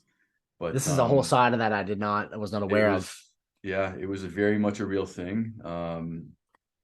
I owned a lot of modified cars. I ended up working when I started when I was 19, but I worked at a shop that was pretty much like the Racer's Edge from the first movie. Like I was working at this place. It was called Performance Improvements. It opened its doors in 1964 and actually just closed for good this year. But like I was doing NOS refills for people. We would sell crate engines, any part you could ever fathom. But it was a muscle car store for 35 years. And when this movie came out, it became like they had to start stocking stuff for Hondas and Nissans, and it changed the entire industry. And SEMA, like the biggest car show in the world, they do in Las Vegas every year. SEMA was always, domestics, muscle cars, that kind of thing. And SEMA became the same thing. It was half Japanese cars. So like it really created an industry for modifying cars, and put a lot of attention on the Japanese stuff in particular. Nice. Yeah. Still the country that makes the best vehicles, if you ask me. Yeah, I can't lie. I've owned over 70 cars. Jeez. And Holy shit. yeah, and a lot. I've owned like 8 240SXs, and it's all just because of this movie. Like essentially, it did the same thing to me as many other people, but that industry didn't really exist before this movie, so it has a lot of credit due. That's crazy. Yeah, I mean, something. I remember after the, I feel like after that opening night, I could tell people just like hopped in their cars. They were like trying to find anywhere they could go to replicate what fast. that was. And I can see that. It was definitely that vibe that, and but yeah, I didn't really pay attention to like, I definitely saw like a uptick in popularity in it, and then like of course the media covering it more after the movie came out. Like the first movie, the cars that they chose them because they were cool. It didn't take long. By the time they did the second film, he was clearly sponsored by Mitsubishi. Yep. And then when you look at every film since the fourth one, it was Dodge. So like all the Dodge, it's a corporate partnership, right? So, but the first one, it has that feel of being more like an independent film almost. Like there was no underlying sense that someone was paying us to put this car in the movie. It was a bit more organic. Yeah, which I always thought was one of the coolest parts. And you think about it, like when you see the cars that people build replicas of, it's always the orange Supra. Yes. My God. It's never like the car from the fifth movie or the sixth movie. It's always the first. Those originals had something else. Yeah, the white Jetta was sick. Paula Skyline obviously is iconic as they can get. Yeah, that's I've got like the Lego one up here on the shelf. I see that. I've been eyeing it. I can see it. Awesome. I've been eyeballing it the entire time. Okay, so it's crazy. So the original title for this movie was Redline. Doesn't have the same no, but I like that. They bring to it as the Fast and the Furious. Yeah, it makes sense. Rob Cohen directed the first one. It's interesting that this movie has had different directors. Of course, Justin Lin probably, is, for a lot of people, responsible, I guess, for really popularizing the franchise in a really big. He saved it. I mean, what's funny is that you don't really think so at first. He's like, all right, his first one was Tokyo Drift, and that didn't really make a ton of money, but I think it planted the seed. Yeah, it planted the seed for like what could happen next. And then, for a lot of people too, I think that movie in particular, has a lot of people have rewatched that and kind of view it a little bit more fondly now than they probably did back then. I mean, it is really the last one that feels like it's about street racing in some way. It definitely, they essentially become the Avengers by Fast and Furious, and then they're fully that in Fast 5 and on. So, but 5 is when it became more like an action flick or an action franchise, but 1 through 4 were still, the cars were still like the stars. Still had like street racing in the DNA, at least. What were you gonna say, Justin? I was gonna say, for me, I don't know about if it's the same with you guys. Ty, I'm wondering if you feel a certain way about it, but like for me, I find it hard to not rectify, but sort of like come to terms with like the difference, like the very much the difference in the tone that series goes when it kind of leaves behind the racing origins and becomes more of like action epics and world saving stakes and all that sort of thing. Like, I don't know, where do you guys fall on like how the series has progressed? It took me a long time to be on board with the kind of silly over the top action, because that's what I love about the first 3. I don't love 2, I enjoy 2, but 1 and 3 are definitely my favorites of the series, and I just love the simplicity and the grounded racing core of those movies that I found it hard to get on board. 4 and 5 were good enough where they kind of rode the line, but by the time we get to 6 and 7, and particularly 8 and 9, those ones I find I'm kind of just off board with those ones. But you got to really buy into the silliness by the time the later you get in that series. But I'm just curious how you guys look at the progression of the series, if you're on board with it, if it's something that you can put aside, if it even bothers you at all. Like I have a theory that the reason these movies continue to do so well is that people go to the cinema hoping to see something like the first 3 or 4, and they don't end up seeing something like the first 3 or 4, but they still make $1 billion. And then the actual studio thinks, oh, people keep coming to see this stuff, we gotta up the ante. But in reality, it's like, no, they're not there to You're see probably so right, a honestly. car I think in you're right, space too. or a submarine battle. Like, they're there to see a street race. That's the one thing I liked about the 9th one, how they had the throwback to like pre Fast and Furious 1 with like the young Vin Diesel and the young Jacob doing That's the street right. race with the Fox body Mustang. Like, that was the best part of that movie. Right. Yeah. And judging by the trailers, I'm hoping that from the new one, I'm hoping that they do a little bit more street racing. There seems to be at least one There's at least one 4-car sequence we'll get. lineup street race. But that'll be sweet. No, I think that I have a lot of nostalgia for the old school grounded aspect of it. Yeah. I watched Fast 5 this morning, and it's not as crazy as I remember. Okay. I mean, I've seen it a lot of times. Dragging the safe through the city. At the time, that seemed pretty wild. Looking back, that doesn't seem that crazy anymore. Yeah, not anymore. It's saying a lot, right? Like, dragging a huge safe through Rio and destroying half the city isn't really that big a deal when you compare it to some of the stuff they've done since. But the 4th one was still pretty grounded in reality. Yeah. And yeah, I mean, my 4 favorites are the 1, 2, 3, 4 in that order. Nice. So I think the same would be, said by a lot of folks, and I'm hoping that they start to sort of bring it down a little bit, but it doesn't look I like agree. they're going to. No, but something else will come along one day that will sort of capture the essence of the first one. I may or may not be writing it. Okay. But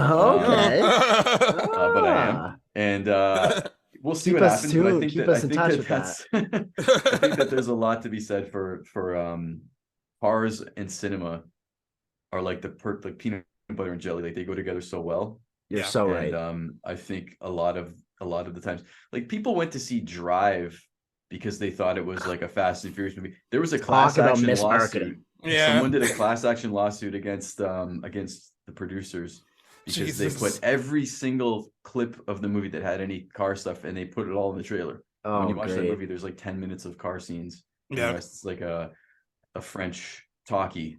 Pretty much. That's one of my favorite movies. I love that movie too. But I love the Drive. Palme d'Or, and I mean, it's a fantastic movie. But there was a class action lawsuit trying to sue them for false advertising. How'd that end up? Do you happen to know? I don't think that it was a success. You I don't know. Drive won the Palme d'Or that year.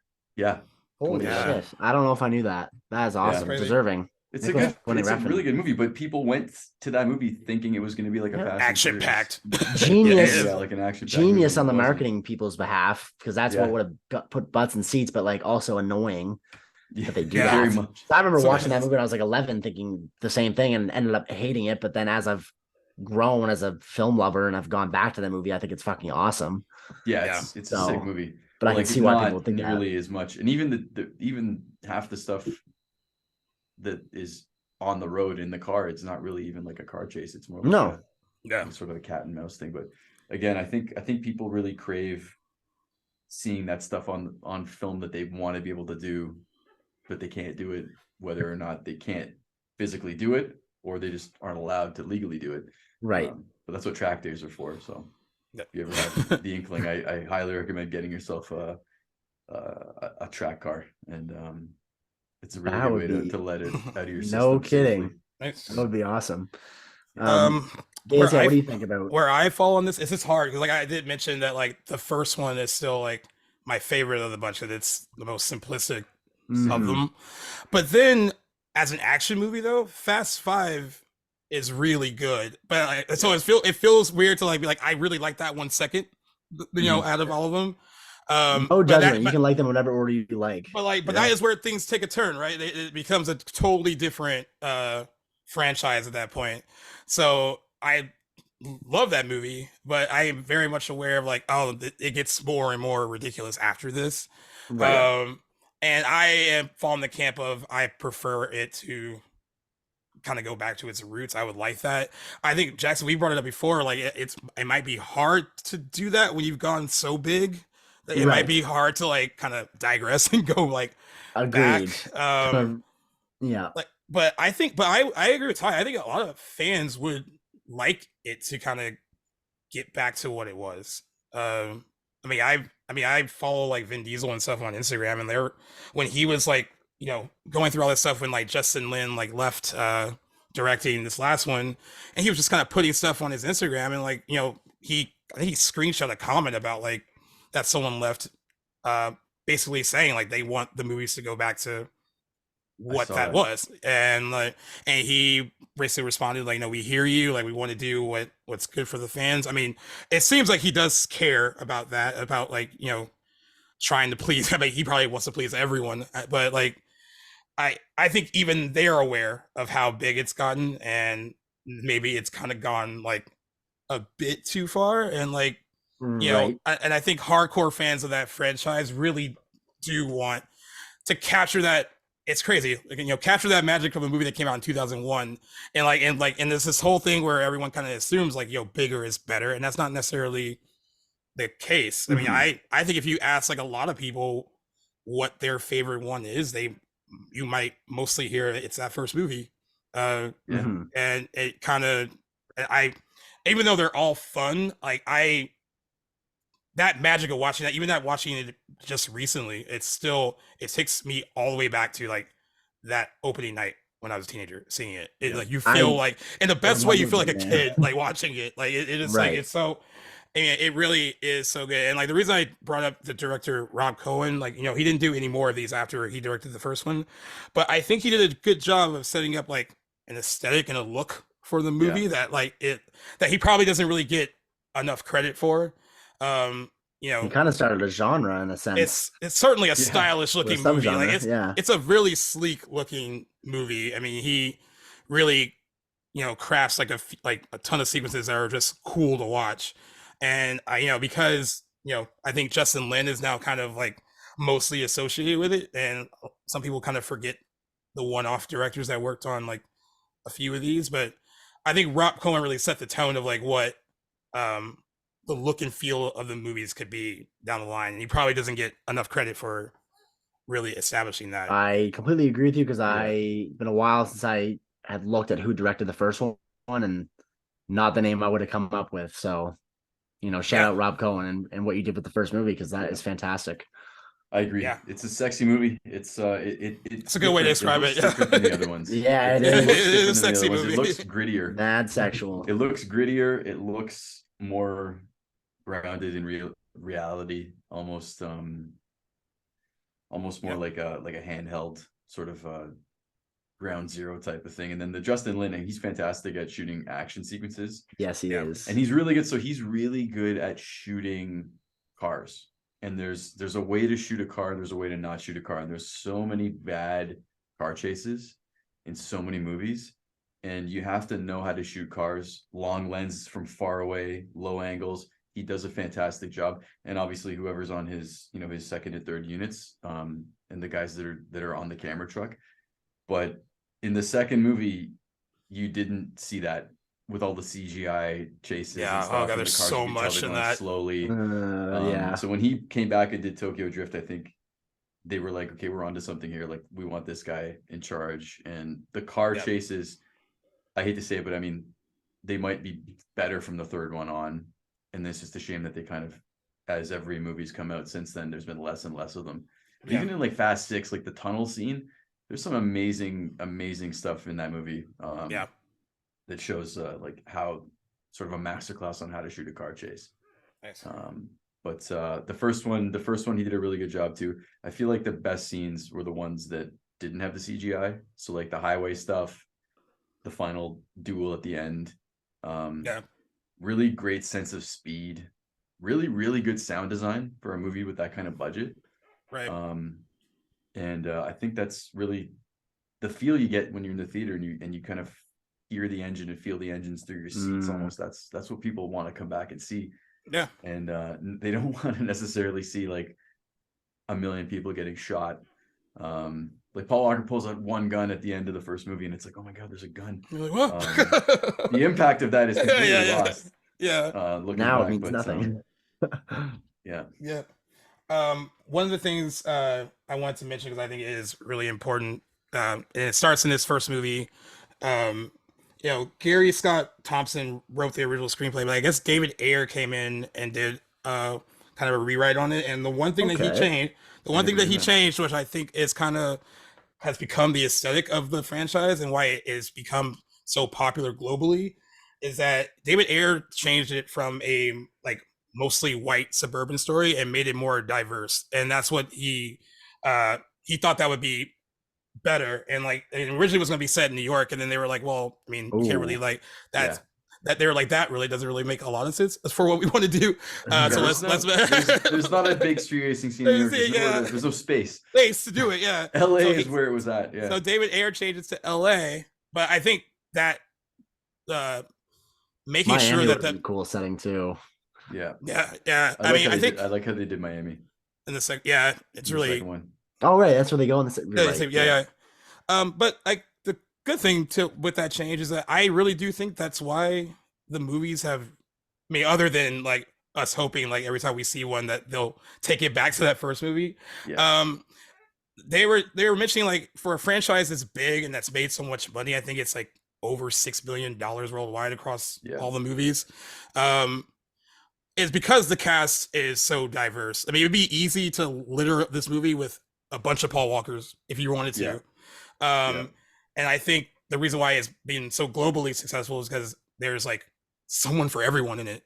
100%. And that's very rare. Can look at that movie and say like, hey, he looks like me, or she looks like me. Yeah, and that goes. And that's rare of like big franchises like this, and especially that early on. And Tyrese on that Icons on Earth thing, I didn't really realize it till they kind of cut and like showed all the posters. He was like, all the movie posters for the Fast and the Furious, it highlights everyone that's in it, and it highlights not just like this, this lead actor who might be white. It's like everybody. Mm-hmm. He was like when he saw the poster for Too Fast, Too Furious, and he was like, I am right up there next to Paul Walker as like the lead. You get Tyrese, Paul Walker, and then Ava Mendes and Devin Aoki. It's like 4 different races, 2 different sections, just like all on the same poster, and you overlook. You don't even realize what you're looking at, but it's an amazing point. It's true, and like it's crazy that it's considered rare. Like and he actually pointed out that there are certain movies like on the poster if there's like a black co-lead or something, or like if there's more like people of color in the cast, like there are certain countries that will like take them off of the poster and like won't use it to promote the movie like overseas, because they're like, people aren't going to want to see like this movie because of this. And like he was saying, this franchise just proves like over and over again that like that is what people want to see. They want to be able to like see themselves. You can throw the same poster up anywhere. And that's a really good point. And I think that's why, like, I honestly think that is why like it's done so well, worldwide, because it's like I said, a little bit of something for everyone. And that even started with this first movie. It wasn't just something that kind of gradually happened. It was like, there from the beginning, which is, I think, pretty cool thing. I mean, like, because I think some studios might reject kind of trying this, like, I don't know. Well, back then for sure. Like, back then for sure. And like, it's crazy. Like, when like Bob Iger talked about Black Panther and how he really wanted that. He really wanted them to do Black Panther. And he got so much pushback because they were like, no one's going to want to see this like overseas. Like no one wants to see a predominantly like black cast, like, on a worldwide scale. And he's like, no, we're doing it. And sometimes you need to have examples to prove people wrong. And, look how good that movie is. Yeah. That became its own kind of like pop cultural event in and of itself, and it also cleared $1 billion at the worldwide box office. So you'd be like, best picture, best picture nominee, right? First, I think that's the first Marvel film to be nominated for an Oscar, a best picture Oscar. So it's crazy. I mean, and to think like Universal Pictures with this franchise, like, they saw it from the start, and I think they even saw it in how they market these movies too. They show everyone in like all these trailers across all these movies, is like it highlights every single person that's in it. And it's not just about like showcasing like who might just be the lead. They want you to know that like this is how big and immersive our cast is, and like we want you to see it. And I think that's Like is Vin, something that's Vin's very like the cool. lead, but technically you could say that anyone's the lead. Paul was the lead, maybe. Vin was the lead, maybe. But there's something for everybody. Yeah, well, that's actually interesting for the first movie. Like when I think about the first, do you think of Paul Walker being the lead in that first movie, or do you think Vin Diesel is? I always felt like he was the lead because there's no scenes of just Vin Diesel. You only see just Paul Walker when he's back at like the police station or back at Racer's Edge, and you never really see Dom on his own. And that makes that to me makes it feel like that movie's about Spillner, and everyone else is sort of the co-leads, right? And then the same thing in the second one. Like the second one was written for Vin Diesel, and then he didn't want to do it. I want to do Triple X. I'm bigger than this. I want to do Triple X. And like Tyrese was going to be Vin Diesel, and that's how that movie would have gone. And it's an amazing coincidence that it was probably better off without him, just because of you're expanding that universe. Yeah, and it would have gone a different way. It might have ended up being similar, but it's like the butterfly effect. You never really know how it would have gone. But I always thought of it, the first one, as Paul being the main character. Main character. Yeah, I feel that too. It's crazy because Paul. I guess I was just reading like who was considered for that role. Eminem was offered the role at one point, but he turned it down. He turned it down to do 8 Mile, which was like good choice for him. Good way choice for him. Fitting. I could not imagine. Mark Wahlberg also was considered for it, and Christian Bale. Mark Wahlberg. Yeah, I can't. Yeah, no. So I can't see it. For Boston, I need Nas. It's the Nas. Come on. Like you're in LA, dude. But producer Neil H. Moritz had worked with Paul Walker on a movie called The Skulls, and and really wanted him to be the lead. And once those other people turned it down, they were like, he would be really good for this. And the stars aligned for that. Stars aligned for him, and like Paul Walker, of course, as we know, was a big car guy, so he was down to really do this as well. For Vin Diesel's part, Timothy Olyphant was offered Dominic Toretto. He turned it down because he had done Gone in 60 Seconds the year before, and thought they were too similar. So he actually, I think he was on Watch What Happens Live with Andy Cohen, and they asked him, "Did you kick yourself?" He's like, "Yeah, of course I do. Of course I kick of course, I see where those have gone. Like, I definitely kicked myself for not doing it." Vin had only really done like Saving Private Ryan. I think that I can't remember him. Yeah, and I guess like Boiler Room. I think that was before. What about the Chronicles of Riddick? That would have been around that time, right? Or Pitch Black. Pitch Black. Sorry, I mean. I think Pitch Black came out right first. After. So he wasn't huge by any means, but he was getting busy doing a lot of stuff. And he was the voice of the Iron Giant. Forgot about that. Nice. But he had, like, they were saying on that documentary that he had a presence about him that they really loved. Like they said that when they saw him, that he looked like what they envisioned that character on the page, like that was him. I felt like he going back and watching some of the newer ones. It's almost like he became too big, like too much of like superhero. And in the first movie, he was like darker, grittier, not really a good guy. Like you're like, not at all. I gonna turn. Am I supposed to be rooting for him? It's a great point too. I thought he was fantastic in the first one. Not that actors don't become worse as they grow. Actors will always continue to get better at, through failure and success alike. But I felt like his acting in the first movie was as good as it's ever been in any of the other ones. He's playing more of like the anti-hero in the first one more than the typical hero that he becomes in the later ones. So I think that adds to his performance, his character overall. That's something I hadn't considered until you mentioned it, but you're totally right. Mm-hmm. And I think what works too is that, and they probably didn't even realize it until they were like saw them on set and acting together. Like the fact that Paul Walker is so different from Vin Diesel, but they complement each other really well. Like, I mean, that's something that I don't think you could really, can't like just make that happen. Like, I think they just naturally like really bonded in like a real, of course, I mean, we know now, like in a really real way. And you can actually tell that when they're like in scenes together. Like, I I get the impression like watching Paul Walker, like the way he kind of like the way the character Brian might look like seems like he almost like looks up to Dom. I feel like that might translate a little bit in real life too. Like he that's didn't how they have were to act that like, part of it too much. I don't think at all. And like they really completely complement each other. So that was finding those two and like having them connect in that first movie. I think it goes a long way to like why that first movie works and why, you know, the subsequent movies with them continue to work as well. Like, you know, that is a really real bond that they formed. I think it's interesting for Mia, who's played by Jordana Brewster. A lot of big actresses auditioned for this. Natalie Portman did. Kirsten Dunst, Jessica Biel, Sarah Michelle Gellar, and Eliza Dushku. And they ended up going with Jordana Brewster. Wow. And because they said that she felt like she looks like she could be Vin Diesel's like sister. Like it felt that's very true. Yeah, I get that. She was mostly a model though, from what I she was. She was mostly a model when so she done a lot of modeling work, and I guess she was on a soap opera before she did The Faculty. And I just remember there was like a gap. I swear, like I saw The Faculty and I was like, who is this girl? She's lovely. And then I never saw anything else until this movie. And I was like, oh, there she is. Where'd she go? Thankfully, you know, they kept her around. So that's even though we've talked, Jackson and I have talked a lot about it being problematic that Mia is still in these movies. It doesn't make a lot of sense. Yeah. Like, especially Paul's by that gone, night. Yeah. By that ninth one when she basically was like, oh, like he would want me to be here. It's like, no, not really. I don't think he would want his wife. The writers want you to be there. Right. Yeah, and I know she wants to be there, of course, right?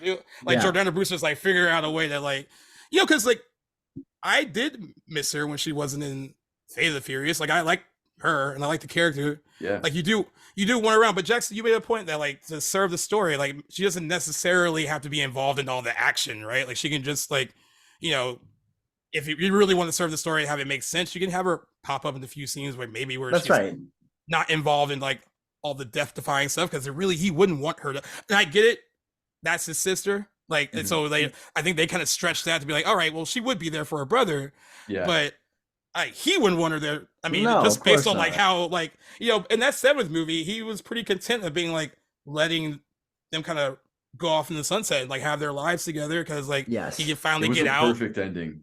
Yeah, like right. They got that's out something of I'm it. so They lot were over. safe. They have a family and everything else, and it was a really nice send off. But again, it's like it's horrible that Paul isn't around anymore. But it's not really fair to cut someone else out of it for that reason. So I get that they had to figure out a way to put her back. That's true. I mean, and if you're Jordana Brewster, kidnap her so that it wasn't like a choice. Yeah, but, we'll see what happens in the next one. But she's become quite a secret agent. She's like the man in the van.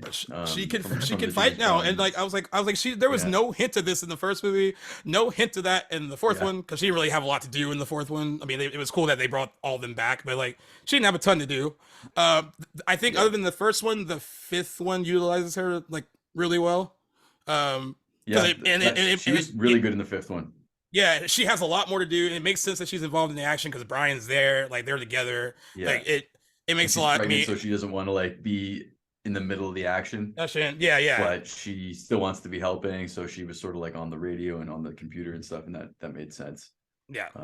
But yeah, I mean, it's cool to see her fighting, and she's still gorgeous, and it's amazing. I mean, she's come a long way from being a model to being fighting in an action movie. Yeah, like I'm talking a little shit about them bringing her back, but that fight scene that her and Michelle Rodriguez have in the ninth one is probably a highlight of the movie. It's really well done.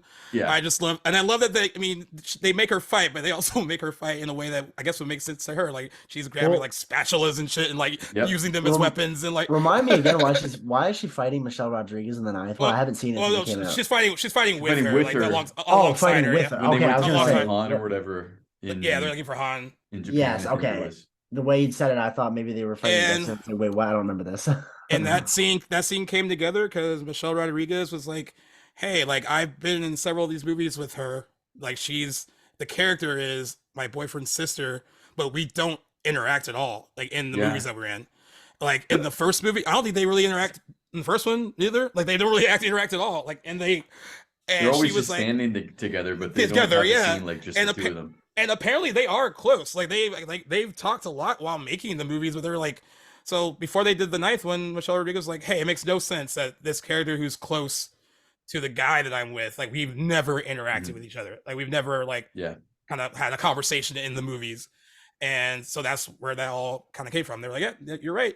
Thank you. A very astute Michelle Rodriguez. She's been making a lot of decisions for the franchise that have seemed to pay off for her. Yeah, I like it too. I like that they brought her back. I don't know if that was intentional. I don't know if they didn't have her in like Fast 4 on purpose, and why they I'm glad they brought her back. You know, when they killed her off, like she's in it, they killed her off. Like, yeah. When they killed her off, and then they brought her back in 6, with the Marvel style. So I was credit scene in the 5th one. I know I'm skipping ahead. I just want to mention it because we were talking about it. So when Fast and Furious came out, you know, if you drop the does, it's a totally different title. I was just so excited that they were bringing the core group together again. I was like, oh, this is going to be good. God, yeah. Yeah, because this is what I didn't. Yeah, it was the greatest thing ever. And this was like one of those things I didn't appreciate about Tokyo Drift then. I was like, I don't know any of these people. Like I don't even have like one person in it that I'm familiar with, of course, until like the cameo thing. Till the end. I was excited for Drift because I was a drifter at the time. Like I was, you know, I was building drift cars at the time. I owned a shop with some buddies, and we were like right in the middle of that era, and that would have been the movie for you then. We were so excited. Everyone was so excited. All the guys that we hung out with and we did track days with were so excited just because of the movie being called that even. And then I was hoping that there'd be more of a cameo, and like how Vin was in it at the end was cool, but it didn't feel like a Fast and Furious movie. It felt like they were just taking the title for some like it's like a cousin, right? Yeah. But then when the 4th one came, it was like full circle. It felt like the 3rd one. It felt like the proper sequel that you wanted. Yeah, because it had everyone back. But then they almost lost me because they killed Letty so early in the movie, and I was like, well, that's one of my favorite characters gone already. Yeah. That's cool. Like, all right, you got to win me back, movie. Yeah, it won me back. It won me back because ultimately it was still good to even if you were going to get rid of one of them. It was good to have like more familiar people in it that you're like, I want to see what happened to Dom after that first movie. What happened to Mia? You know, like that was like the good thing about Fast and Furious. And then that hype for that movie when we saw it opening weekend was very much similar to the hype for the first one. And then I just remember when it opened and because someone was like, one of my friends was like, who really wants this? And then it made like $70 million its opening weekend. I was like, everyone wants it. Everyone clearly wants this. But yeah, that was just so much fun to like have them all back again. But yeah, I do remember being sorely disappointed when they got rid of her. Was that like a scheduling conflict? Like, or I don't know why. Like, was it she just didn't want to be in the movie, or was it an actual conscious decision? Justin Lin's decision was to do it. He wanted there to be stakes and to like. I can appreciate that. So she wasn't thrilled, but she did suggest another Michelle Rodriguez suggestion was how to shoot it, like just in case I can possibly come back. There can be a little ambiguity, like leave the door open. So like, because she was excited to come back, but she was also bummed that they were gonna kill her off so quick. And she also said she didn't find out that she'd be fully returning in the 6th one until she saw the end credit scene of cool. Fast 5. Like she said she saw it and she called Vin Diesel, was like, what the fuck? Like, because all they would have needed is a headshot of her. From her, and she was just as surprised as the rest of us. Wouldn't she have been contacted like for the use of her photo or her likeness in the movie though? I would think that, but like, she said she didn't know. Probably under contract. Oh, maybe. Probably had permission to. Yeah, you're probably right. That makes sense. She. I love that story too. Like, for them to know that they're going to do that and not tell her, and like, like it'll be a fun surprise for her. Yeah. But yeah, dream come true. As far as the first movie, do you have like any favorite scenes or like stuff that stands out? Continues to stand out to you the most after rewatching it?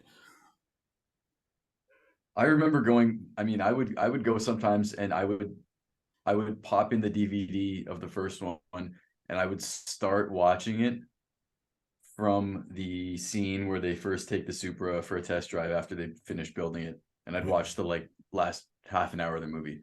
I did that 100 times. So Nice. I think that's probably my favorite scene is the scene where they race the Ferrari, driven by, I think it's the producer, in a little cameo, and then the scene at the end, obviously the duel with the train tracks.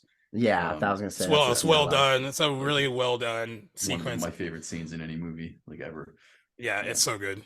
That shot of them coming over that, I guess it's like a jump, I guess, but it's just a section of row where they both touch down and just beat the train. That shot of them head on is iconic as it can get. Yeah. So sick. So well done. Yeah. That's that got to be like everyone's favorite part. It's so good. I mean, I still love the first, like, the establishing, like, of the first, like, street race that you see in the first movie. Because again, we talked about how, like, good looking the movie is, like, it's a sexy movie. Like, you fully see what that movie is going to be, beginning with that sequence. And it's just like, you know exactly what world you're in. That sequence reminds me of the trailer a lot too. The trailer of that movie made it seem even grittier and more serious, I think, than it was. But a lot of it was that first, like, race wars, not race wars, whatever they would call it, just with our boy Ja Rule. Ja Rule. You know, Ja Rule turned down being in the second one. They were basically going to make him Ludacris's part. He was like, wow. And then he was like, no, I don't want to do it. And then he, like, turned it down. And then, like, he must kick himself too. Yeah, he must kick himself too.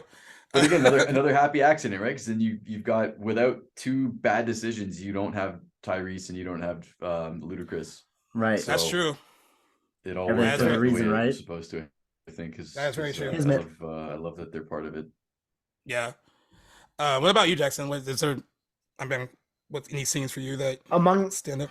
Among that final sequence, like Ty was just mentioning, I'd say if I were to compliment that with anything, I'd say I do really love the sequence. The opening, I don't know how early I can't, because I didn't get a chance to rewatch this in anticipation. I would have liked to.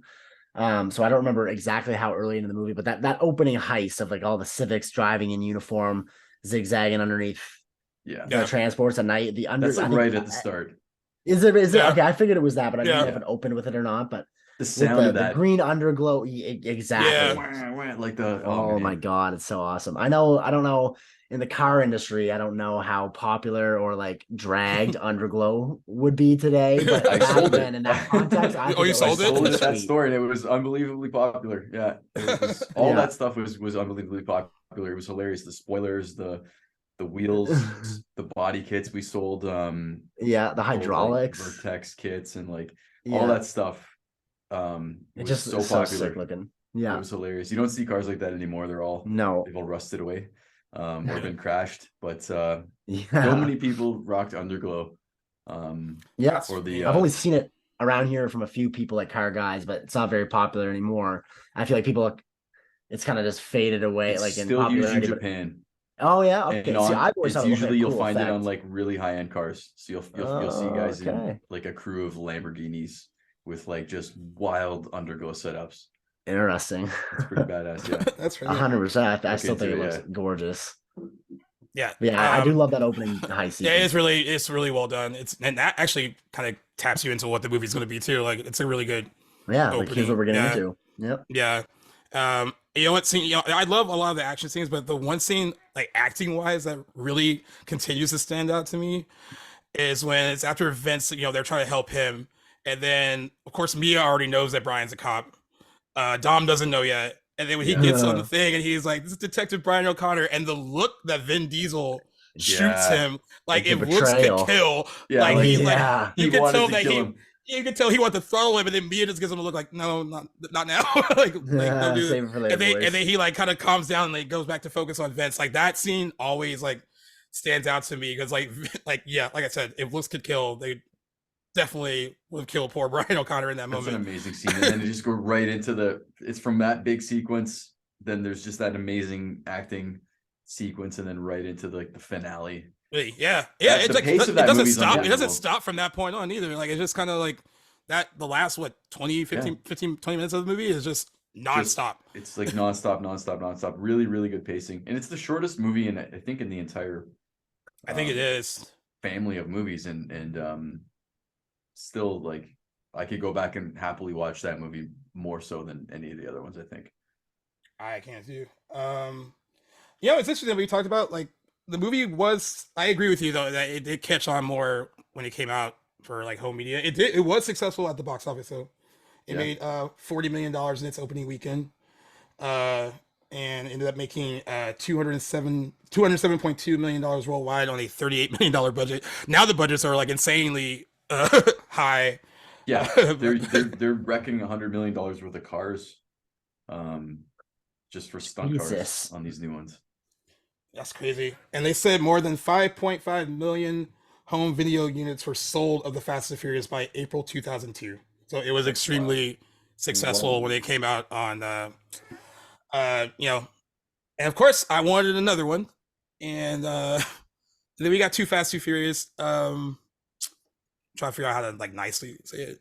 Not a great movie, but the nostalgia factor, man. It's There's things to like about it. There are some scenes that I still really love. I honestly, here's where I think Paul Walker and Tyrese have really good like chemistry with each other. They play off each other really well. Tyrese said, and Tyrese said that even though he came into that movie, you know, fairly new, he had worked with John Singleton, who directed the second one on Baby Boy. But he wasn't a big name by any means, and he said that Paul Walker treated him as an equal from like day one. Like he really like was important for him that he was there. Paul Walker is another was also the reason that Tyrese and Ludacris were brought in back into the franchise too. He was like, you know, I did that second one. You know, Vin, you weren't a part of it, but I was, and it'd be great to have them back. So like, you know, that was his doing as a suggestion. So yeah, I like their interactions. I like the opening scene. It's pretty fun. It feels like a totally different movie from like the first one. Like it completely different beast. And I mean, we can argue whether or not that's a good thing or a bad thing. That was just a wild era. That movie is like a little time capsule. Like the early 2000s. Yeah. Wild era. It feels very baggy pants and just like everything was hip hop was ingrained in absolutely every single thing in the media. The bright colors, just the lingo, the overbought CGI. That movie's like a trip to watch now. Yeah. Yeah, I mean the cars. So that was one of the ones that when it was on, I was like working and I was like looking back and forth. I was like, oh yeah, I remember all this. Yeah. I do for a rewatch that one. I do remember seeing it opening weekend and it was exciting. This like, oh, we're getting another one of these, but I kind of knew early into it that it wasn't. I didn't enjoy it as much as that first movie. And not to say that like Paul Walker and Tyrese they are very good in it, but you really were missing, even though it was only from one movie, you really were missing that dynamic between him and Vin Diesel. But I think it's capably led by Paul Walker. I mean, he is very much the lead of that second movie, even more so. It feels like, you know, it is his film.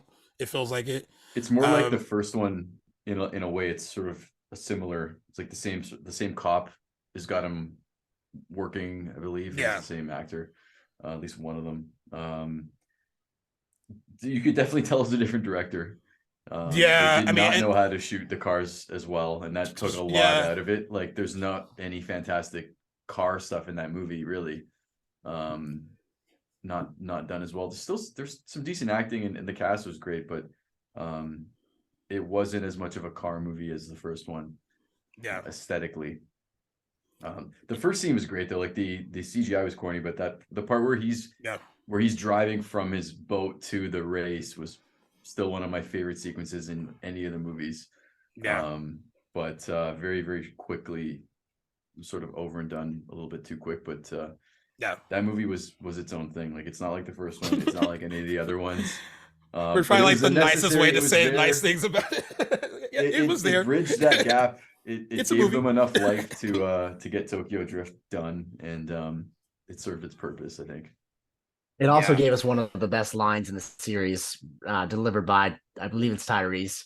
Ejectocito, cuz. That's one of my favorite moments. It was like, what's the other one? He's got some really good reference today. He's got some one-liners in that movie. Yeah, there's that scene with him and Paul Walker when he's like popped his pockets ain't empty, cuz, and we ain't hungry no more either. Like, that's there's some good like banter in it. I agree with you on the direct. So John Singleton is a really good director. Like, you know, I directed couldn't Boys in the believe he did Hood. the second one. I forgot about Hood. that. But Yeah. I agree. Like John Singleton is good at directing. Was good at directing drama and all that stuff. He had never really done. I mean, he had done like Shaft, like as an action film, like the remake of Shaft, Yeah, and that wasn't like Samuel. it's Samuel L. Jackson, and that's like probably the most action movie he had done up until Too Yeah. Fast, Too Furious. But I agree with you. I think that it's of all of them, it feels like I feel bad saying like he didn't know what he was doing, but like it's just, you know, he might have been a little bit out of his Fish out of water. guess. Yeah. yeah when Mhm. it came to directing that stuff, and you can especially tell, like, you comparing even from the first film to that film, that it's not, you know, there's not a sure hand doing some of those car scenes or some of the action. Yeah. I still on a laugh at the boat jump. I mean, it's uh, it's there, The and boat jump is the origin of a lot of the crazy stuff that happened in yeah, that franchise, though, which it is really started funny. Too Fast, Too Furious. Yeah, the boat jump started it all. The boat jump was obviously they had to end the movie in a big way. Yeah. It was corny, obviously. Hmm. Not quite as unbelievable as some of the stuff that they ended up doing after the fact, but yeah, like it was a nice cap off to a movie that was sort of in general a little bit over the top in a lot of other ways. And Cole Hauser plays a very stereotypical movie villain. Like everything about that role and that character is just like feel like it was like handpicked from other movies of that type, and that's Yeah. how he played it. He's awesome too. Like he's I look back fondly at his performance. He's a great actor, and I did not know that he was the villain in the second one. Like I said, I'm far removed. But Yeah. he's Rip from Yellowstone, is he not? Yellowstone, yeah. Yeah, that's crazy. And I did Yeah. not know he was in that.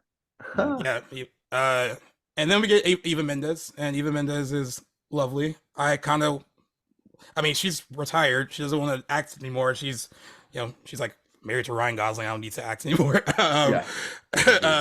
She's good, but that's what one character, like when they kind of bring people back, and I know they brought her back for like the end credit scene in 5. Yeah, like she was the one that told Hobbs that Letty was alive. Letty was alive. Yeah, I would like to see her come back in some capacity though. Like I actually liked her in the second one.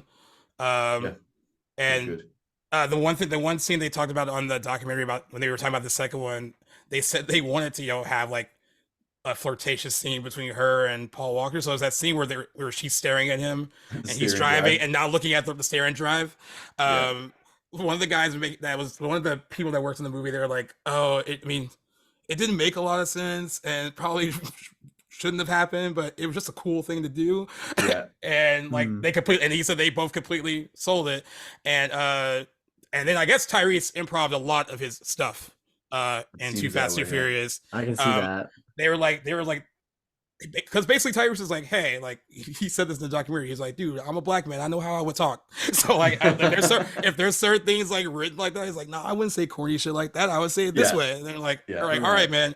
Because like it is true. Like a lot of the guys working on these movies or writers are like, you know, a lot of them are white, so they're just like, like, no, man, that's not. You're trying to Google like lingo, and it's not happening. But yeah, he added an authenticity to it, though. He felt really real, and he's probably the best part about that entire movie when you think about it.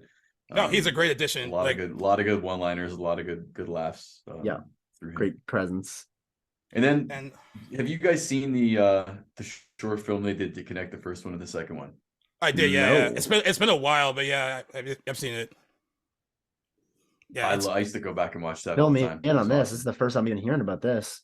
If I understand, I first saw it on the DVD of Too Fast, Too Furious. It's like a prelude, so it's basically like it starts where it's after Paul Walker gave the Supra keys to Vin Diesel, and he's like on the run. So he has to flee from LA and drive across the US and ends up in Miami. And it's just like it's just a little montage of him driving across the country. Oh, cool. Racing various people along the way to like make money and stuff. And then like his car gets towed away, and then he has to like buy the Skyline, and he ends up buying the Skyline like somewhere halfway through, like like it was Texas. And then ends up in Miami at the end. It's like 9 or 10 minutes long. It's on YouTube. You should watch it. I definitely will. That sounds awesome. Yeah, it's sick. I'm wondering if my buddy who's a big fan knows about it. I would assume so, but I've never heard him mention. Like this is the first I think I've ever heard of it. So yeah, like it wasn't there theatrically. right. They came up with it, I think, to sort of connect the two films. Right. That's smart. Yeah. I'm looking at the Rotten Tomatoes score because I was looking at the one for the second film. I didn't realize that the first movie has a 54% on Rotten Tomatoes. But what do critics know? It wasn't made for them. Yeah, exactly. At all. It's better than But 54. The second one has a 36% on Rotten Tomatoes. It opened higher than the first movie, $52.1 million in its opening weekend, but grossed less. At least domestically, it grossed less. Overall, I bet there were a lot more people that went to see the first one twice. Yeah, and with this one, it also Too Fast, Too Furious came out during a very crowded summer in 2003. Like this is the same summer as like X2 and like Pirates of the Caribbean. Like it's like there was a very crowded summer when the second one that's a lot of competition came out. But you know, talking about Tokyo Drift, I mean, like you said, like I think with the third movie, I will admit, like when I first saw it, of course, like I said, like none of my people were in it, so I was like, ugh. I mean, I still saw it in theaters, but I was like, none of my people are in it. This isn't as fun. Yeah. I will say though, like with time, after rewatching it, especially when they were like, oh yeah, we can still connect this in with like the rest of them. I was like, all right, I'll go back and rewatch it, and it is one of the ones that gets better, I think. With each viewing. Nostalgia for that movie is huge. You still see people using the songs from that movie in a lot of like TikToks and big time Instagram reels and stuff. And it's getting sort of better with age, more so than the first one. Like you don't see people using music from the first movie unless I'm just not remembering. Not really. Tokyo Drift has probably the most nostalgia of any of them. You might even be able to say that it aged the best. I remember enjoying it. I remember being super pumped to go see it, but I don't know how did it do? Because it must have grossed a ton, right? Because it grossed enough. I mean, domestically, it didn't do as well as the first two. It's an international darling, I would imagine. But yeah, it made 159 million worldwide. It was enough for them to say like because they had that stinger at the end of it with Vin Diesel having it. They're like, there's enough interest left in it to like, let's try this one more time. You know, when did the idea come out? But use the first sort of subject and then Justin Lin was a big reason why they kept it going, because you know Justin Lin, you know, this is someone that was doing like he did Better Luck Tomorrow, which was like a small independent movie, and then never looked back, you know, after doing these movies.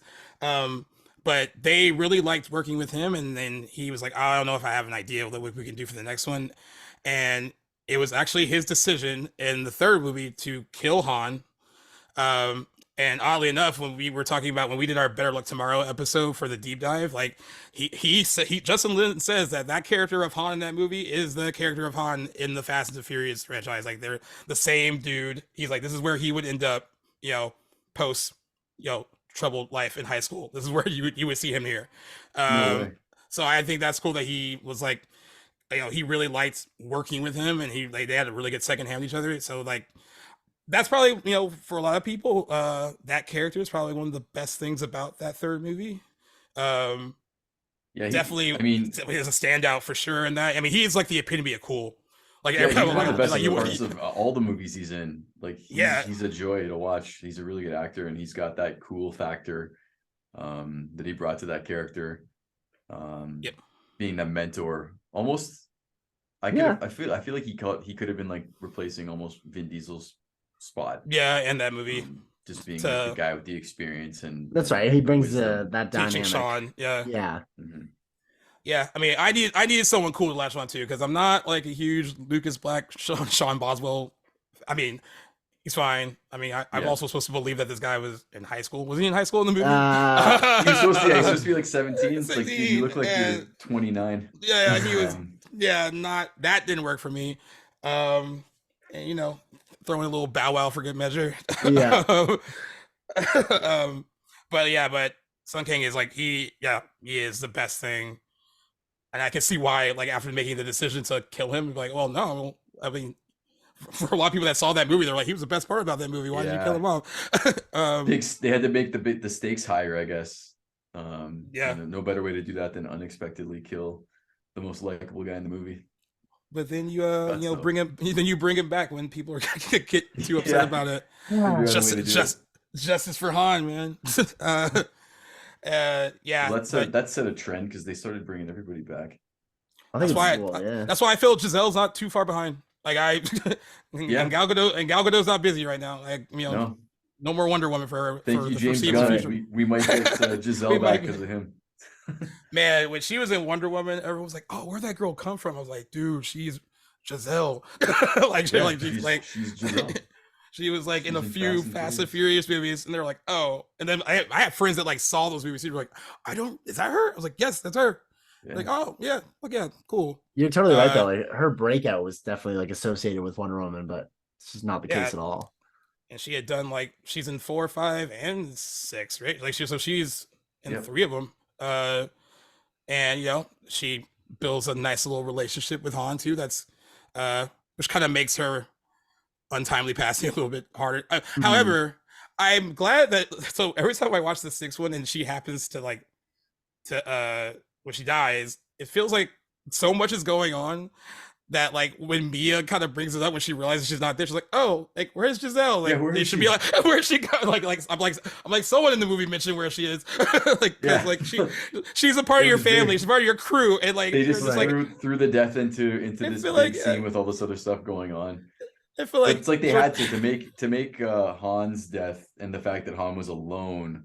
If they're saying, "Oh, that was actually in the past or in the future," but where was she? It's like they almost had to kill her off. But Yeah. they did do it in a way that was ambiguous enough. I think that they could justify bringing her back if they brought back Han and they brought back Letty. They can bring back anybody at that point. everybody can come back. I mean, what Not do you think about everybody. that? Like, what do you think about that? I mean, if you like a character a lot, are you happy that they're being brought back, or if it's like, oh, that doesn't really make? Does it kind of lower like the impact of like what that person's like passing It does had for in the me. other movies? Yeah. It takes away the stakes, and like is anybody really in danger when you start bringing back too many characters? That's kind of That's like a the good effect point. it has for me. That Walking Dead effect that had for years, where like that main crew was kind of untouchable. I feel like now applies to the core Fast and Furious group. Yeah. But I get what you're saying about if you enjoy a character a lot, it makes sense to give them another chance and bring them back and have the fan base interact with them. But at the same point, on the other side of the coin, I do think it like jeopardizes like the stake of the movie and them going forward. Because how often are you going to kill a character twice? It's almost kind of like they're untouchable at that point. Yeah. I think they once they cross the bridge of the movies just being so unbelievable that it's like, yeah, you know what? We're bringing this guy back, and Vin Diesel can jump out of a car across a chasm Right. and land on Physics another no car. longer apply. All these things are kind of Dude, in the same vein. they are 2 steps away from making them like X-Men. Yeah, So he's basically Exactly. a superhero. yeah, Yep. at this point, that's Yeah, hilarious. so- Like, yeah, it's But not you're too right. far off. The stakes are not really that high anymore. You don't really have to go into the movie worrying that someone's That's gonna right. get offed, and it does kind of hinder it a bit. But But you can still enough you can have fun though with them. But it's just that okay, this person's probably safe, but whatever. yeah, Yeah. Also, that 3rd movie, I think it looks really good too. Like, it's a very like we saw the first movie as sexy. I think like the way it's shot is like Tokyo Drift looks very, very good. yeah. And like I said, I think out of all of them, I think a lot of people have gone back to that one, and like you said, the nostalgia for it, it's probably Yeah. pretty high. And there's Big time, probably, and of course there's people like you who are like, dude, I've been saying this since the beginning. Like, Yeah. where have you guys? Where have you guys been? Yeah. I'm definitely one of those people that wasn't there. That was as of that movie coming out. I never had to explain to people what drifting was ever again. Because Nice. when I was going to track days in like 2004, and I'd be like, "Oh, I'm going drifting," they'd be like, "What do you mean? What's drifting?" And I have to be like, "It's when you're sliding a car and you sort of break traction in the rear but counter." And that movie came out and it changed a lot of things. And I just like how it sort of stands on its own as being more like a car movie than Yep. anything else. Like the cars were the stars, a It's lot like the prob- first yes. one. It's probably the fan favorite amongst them. Like, That's like a movie that was I don't know. made for the fans. yeah, it's, Yeah. At the Yeah. right time. Yeah, it's like a love letter to that era, because that's what that era was. That era was like Japanese cars, drifting was huge. The JDM culture, like right before the movie came out, I bought a car on the internet from Japan and like shipped it to my house. You know what I mean? Like that was, everyone wanted authentic Japanese stuff. Japan was, it was just like on the tip of everyone's tongues, and they capitalized on it really well. Yeah. And from there, I think it was that, and it was also where they realized that Justin Lin had a knack for cars these types of movies. Yeah. And they said, you know what, They're like, we need to keep combine this those guy. two things. Let's Yeah. keep this We'll guy put around. him together with like the first movie and see. It's like Fast and Furious is sort of like what the first movie would have been maybe if he was at the helm of it in the beginning. Yeah, that's actually a good way to look at it, I think. Yeah. Match made in heaven. Match Kind of made like a in heaven for soft, sure. it almost feels like a soft reboot. Like It four does. could be It does feel that four- way. 4 through 10. I wonder if that's how its they- own sequence of movies. Yeah, I wonder if that's how they approached that one. Like with Fast and Furious, they were like, "Hey, like, it's crazy too because with the third one, they were actually thinking about it was supposed to go straight to DVD at one point, or like straight to like home. Yeah, and then they were like last minute they pivoted because they were really worried, even though it was in the title like Fast and the Furious. You know, they were afraid that people would know exactly what it was because like no one was in it from there was Yeah. no one in it from the previous like two Like movies. the biggest star in the movie was Little Bow Wow, which is Which is crazy to Wow. think about. Crazy Yeah. to think about that he was the Wow. name. He was the name in that movie. But Holy. yeah, but then they rectified that with Fast and Furious, and we talked about it a little bit earlier. Like I was there on that opening night for that movie. Definitely was excited for it. Mhm. I actually, it's weird. It's interesting because like I think starting with that movie on, I feel like people don't really talk about the fourth one as much Yeah, as I mean, it's 'cause oddly forgotten. yeah, even though at the Weird. time when it came out, we were like, yeah, like everyone's back. But like Yeah. now, I guess like because Fast Five is like for a lot of people, it is their favorite one too. Yeah. Like they really like it a lot. It does feel like it's almost like a smaller scale. Like it's still kind of on the level of like what the franchise The first started movie as. that doesn't have any street racing in it. As far Yep. as actually, well, they did this. They Yeah, that raced the cop scene. cars, Yeah, but it's like the one part where they go to get the Porsche. They don't show the race. that's It true. was That's what. really funny. Like it was really well done. How they just roll back in the two cars, and everyone's Yeah. like, "Where'd you get this car from?" But yeah, it was interesting how like it really felt like an Ocean's 11 heist movie Yep, with the Fast and Furious people. But definitely. a lot of the folks I've talked to who aren't like car aficionados necessarily, they'll say that that's their favorite one. Huh. Yeah, and I can see think that. I think it's well deserved as being considered maybe the best one overall. But I still love the fourth one. Like it's growing on I every time do. I watch it. I feel like I like it more and more. Probably as far as it growing, I think probably second to the third movie, where like I actually there's stuff in it like oh yeah, that was pretty good, and like, I kind of forget about it. Like even myself, like when I rewatched it, I was like, oh, this is actually like a lot more fun than probably people give it credit for. Yeah. But it is interesting to think about like the hype level for it because there was a lot of hype around it when it came out. Oh yeah. There was like it was a huge thing, at least for fans of that franchise, to like have everyone back, and they really did feel like a proper sequel to the first movie. Yeah. Yeah, it was just so much fun, and like, yeah, I just remember my buddies, like I said, that one friend was like, "Who wants this?" I was like, apparently everyone wanted it. It's like how people. It's like going back and how everyone is now like looking at the Amazing Spider-Man movies, the two with Garfield. Yeah, with and, like yeah. now they're like, rose-colored "Those glasses. movies are awesome." And at the time, it's like, "Oh, these movies are garbage." I think when you look at something, when you take a step back and you look at something, with a different perspective, knowing what came after it, you Yeah. can have a different appreciation. Or like the Star Wars prequels. Mm.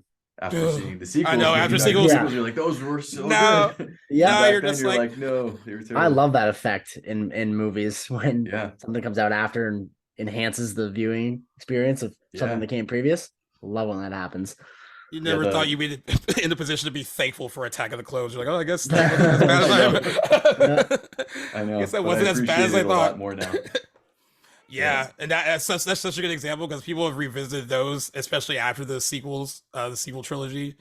And I know people who hated those prequels. I mean, I guess not Revenge of the Sith, but like the first Right. two, uh, who are once were like those movies were trash, and then they look at like these new ones, they're like, all right, not as Not that trash bad. as I thought, not as Right. not Yeah. bad. Yeah, At least they they aged well. they aged pretty well, yeah. Well, that's the thing. It's like the new Fast and Furious movies. They're more, big budget blockbuster epic, not so much Yeah. car movies anymore. And they serve a purpose. They're done well, but it's like with each passing one that comes out, I'm sort of appreciating like the third and the fourth and the fifth one a bit more. Totally. The first two especially. Oddly enough, the fourth one I think is the worst reviewed of the bunch on Rotten Tomatoes. It's 29%. Really? It's Whoa. not that bad. It's really not that bad. It had an A- cinema score, so it appealed to like the fans. But like, I wonder what critics complain about in that one. well, That's Entertainment Weekly said Fast and Furious is still no Point Break. That was her pull quote. wow. Okay. But the They're Hollywood not gonna Reporter let liked that it. go. Yeah, Hollywood Reporter liked it. Said it felt like the first true sequel of the bunch, and that's why they enjoyed it. Yeah. And Roger Ebert gave it a positive review too. Of the Nice. people who gave it a positive review. Yeah. Smart man. Yep, Boy, smart Raj. man indeed. But yeah, I agree. At first, feels like the sequel that they should have made in the first place. But the irony that it wouldn't have existed really without Tokyo Drift is still. That is kind of funny to think about. People who probably were like, "Oh, I don't like Tokyo Drift because it doesn't feel like, connected really." I mean, to them at least when they first saw it, and that is funny. Like with no Tokyo Drift, I don't think you really get to these future places the Even franchise if they got to. did Fast and Furious without Tokyo Drift, if it wasn't Justin Lin and it didn't have that sort of feel, because they very much have, I bet, I don't know for a fact, but I bet they have the same cinematographer. Probably. They feel very similar visually. Yeah. I don't think that any of the ones after the third one would have existed without it. So I agree. Totally. And they all have Brian Tyler doing the music, like even from the first that connects them too. That really is what ties them all together. Yeah. Yeah. And I guess that Vin Diesel cameo happened because his deal with Universal was that he wanted the rights to the Riddick character, and they were willing to do that. That was the one way he would come back and do this little cameo at the end of Tokyo Drift. So Vin Diesel's always been that kind of, I guess, thinker like that, like this is mine, that kind of thing. That was a good call in hindsight, because then they ended up. Absolutely. Which one did they go back and was it in the 8th one where they went? Oh, back the Fate of yeah. Yeah. So it's good that they did that. Yeah. Yeah, it was Fate of the Furious. Yeah. Yeah. So they're probably, really happy that he's happy he made that deal, and like everyone else is probably happy that that deal was made. So, good for him. It's interesting too. So like with Fast 5, of course it changes like a lot of stuff, but then we also get Dwayne Johnson added to the franchise. Yeah. And then it becomes an argument of like who is the biggest pun in the movie now. Now we have a movie with Vin Diesel and Dwayne Johnson, and honestly, that actually came about too because Vin Diesel, I guess, asked his fans like, "Who do you want to see Dom like go up against?" And they were like, "The Rock." No he was way. like, "All right," and he was like, "All right." And to think that's how that happened, that's how that kind of came about, and to think where things kind of ended up with them, because apparently when I was watching the Icons on Earth thing, they're clashing, even though it became media coverage. The Fate of the Furious, apparently there was a lot of it even in the initial like first movie that Dwayne Johnson did. Like you could tell that they said that it was just two very big egos. Yeah. On the one hand, this person's like, this is like my franchise. I brought you in here. That kind of thing. And then and then of course Dwayne Johnson at that point was like really becoming like a big I think being in that movie really pushed him into kind of like more of an international like box office draw. What else was he doing? Because he had done like a lot of 2009? so he was doing like a lot of one-off like little action movies that made some money, but they weren't like he wasn't at the level he was at by the time he ends up in this franchise. I think that pushed him further. When's 5 come out? 2011? I believe so. Yeah.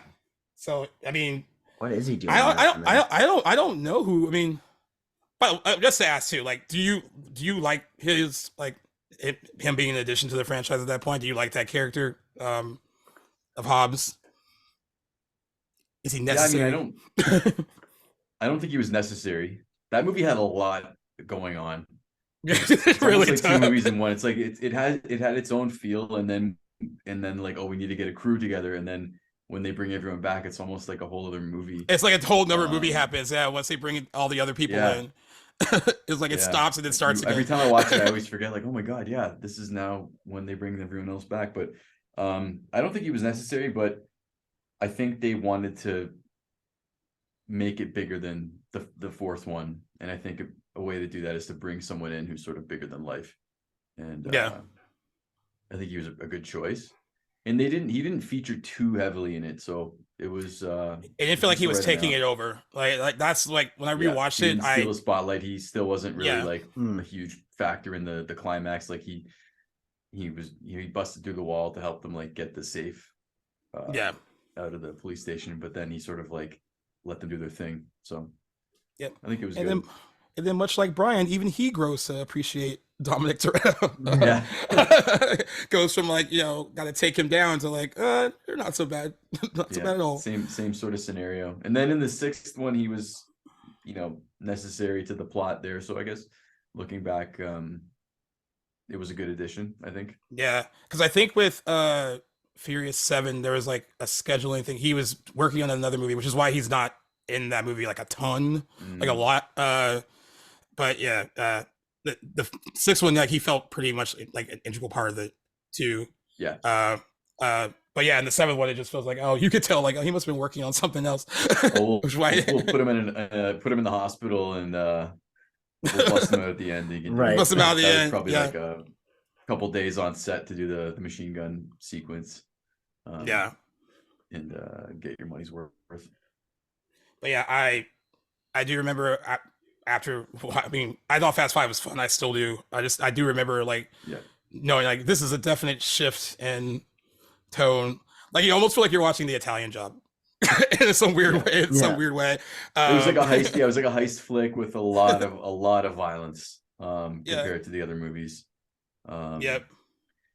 But as evident by the gross of that movie, I think it was a good call for them because I don't know if they would have kept going. Yeah, it must have had it was huge. Done way better than the fourth one, right? Like, yeah, I'm looking at that right now actually. Because which was the first one that hit $1 billion? Furious 7, and that and that was like that had a lot to do with people wanting to see how they handled Paul Walker's passing, like in the movie. But yeah, James Wan, I'm sure, would have been a big factor in that. Mm-hmm. Yeah, Talk about that Helms action well. I know. The fifth one made 626.1 million worldwide, and I think that's when they saw that how big it was getting like globally too with Fast 5.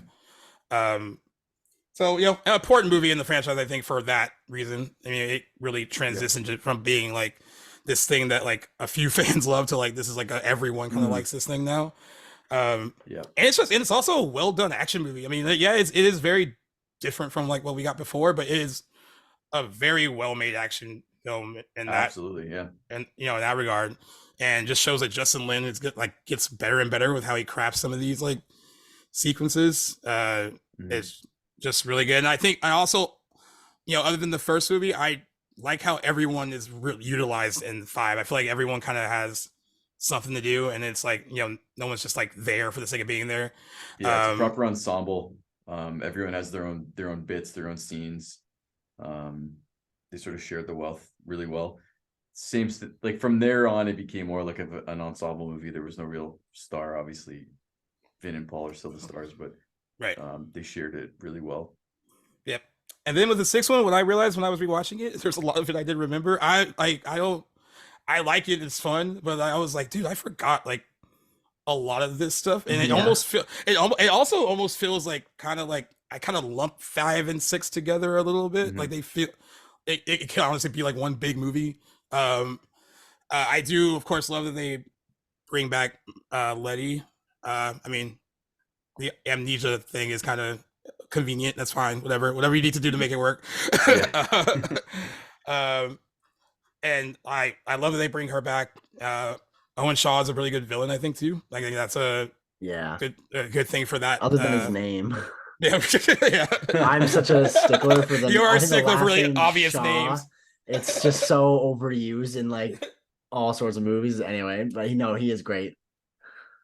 Yeah, Luke Evans is Evans, a yeah. good actor. He plays he's a really good. I love the cars, the ramp cars. They built like I like, forgot that was awesome. 6. Oh, the that sound is... they had, it sounded like they were old like V10 Renault Formula One engines. There were some really good sequences. I like 6 more than 5 actually. It's there we go. I'm in the minority there, but I like 6. I went back and I remember seeing it a bunch of times. I don't remember how many times, but I saw it probably 3 or 4 times in the theater. And I've seen it a good amount of times, and I like the sequence on the highway with the tank. Yeah, I like the runway scene got a lot of the flack. never Ending runway. You could have been going in a big wide circle. Come on. Yeah. It's called taxiing. But I think it was a good flick, and I like how it still had a lot of really good car scenes, but it was also still like a very, very big out of this world action flick, but it had enough car stuff to sort of justify the name, whereas the 5th one had probably less, or maybe not less, but it wasn't quite the same. I like what they not did as impactful, maybe. Yeah, like I like the Ford Escort and the Mustang, like some of the cars they chose, the Hemi Daytona that Vin Diesel was driving, and then the car Letty had. What was that? It was a British car. Fantastic car. Anyways, for me, like we just caught you having a moment. The cars in these movies are the most important thing, I think, for people, for a lot of people, certainly, at least. You know what I mean? Yeah. So, and the 6th one will be 10 years old on May 24th too. It doesn't feel like it came out 10 years ago. Oh my lord! Wow. Jesus. And then so with Furious 7, I mean I wanted to ask each one of you. I mean, because when you heard about Paul Walker when he passed away, do you guys kind of remember what that was kind of like, where you were, how you heard it? Like, I do remember thinking, like, someone sent me a text. Like, it's weird when like people like that are well known when they die, and then you get texts from friends like you know them or something. Like they're like, "Oh, did you hear like this happen?" And I was like, "Are you sure it's not like a joke or like something like some TMZ bullshit?" Yeah, and they're like, "No, it's like everywhere." And like I said earlier, from what I've just read about him and heard about him, it just seems like he was just a pretty nice human being. Like no one had anything.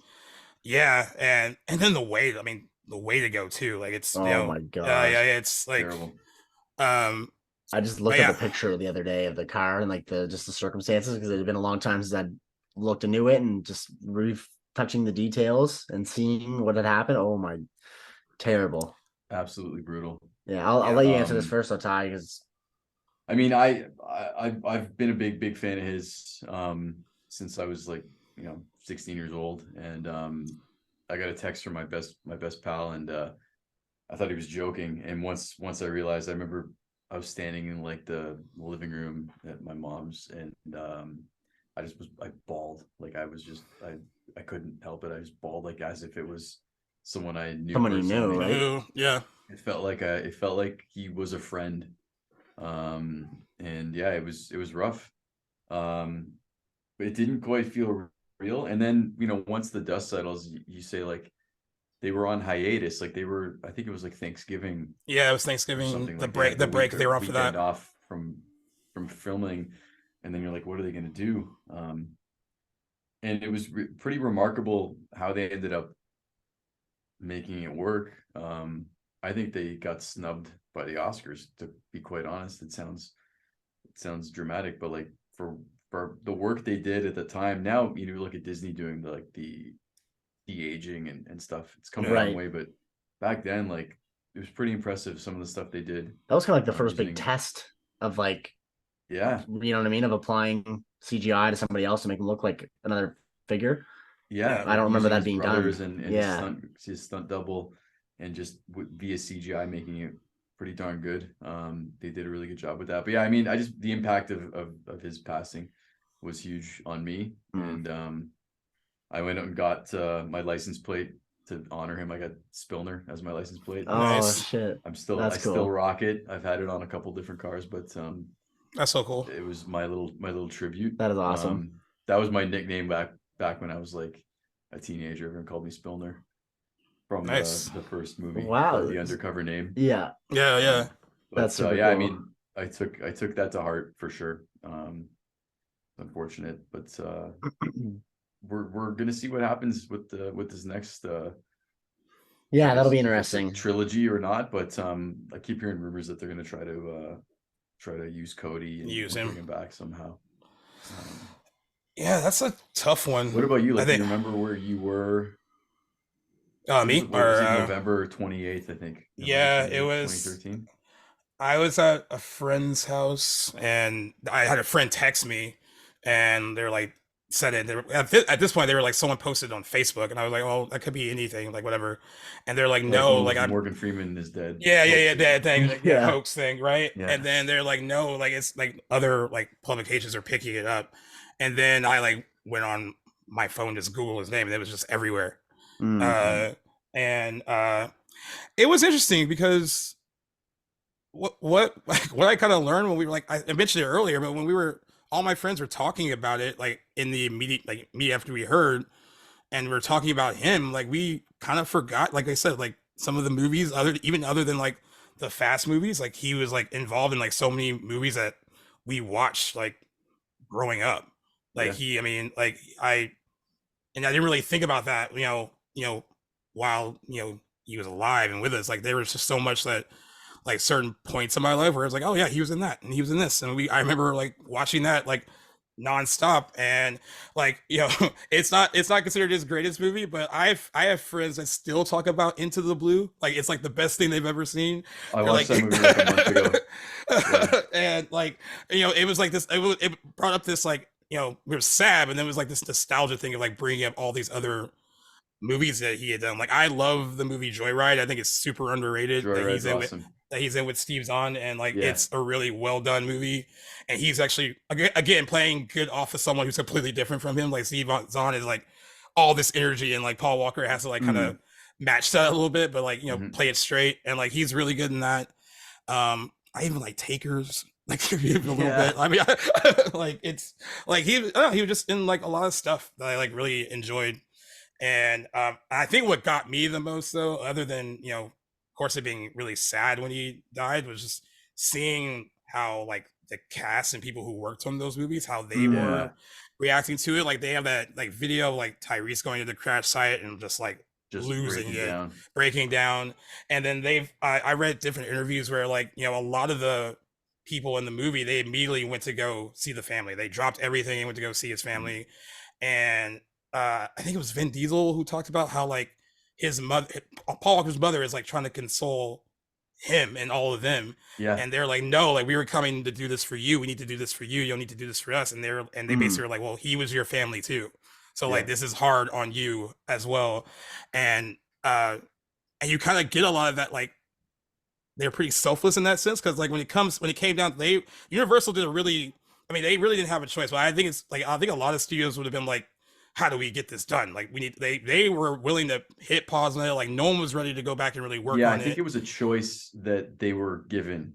Like, what did we do here? And I think the family came together and said, like, we want the brothers to step up and here's our blessing. And it turned out really well. It was so perfectly buttoned up at the end that, like, I love that they're still doing these movies, but I feel like really they should have just stopped with 7. Stopped like, it there. So perfectly, I totally agree. Perfectly They had finished. a perfect out.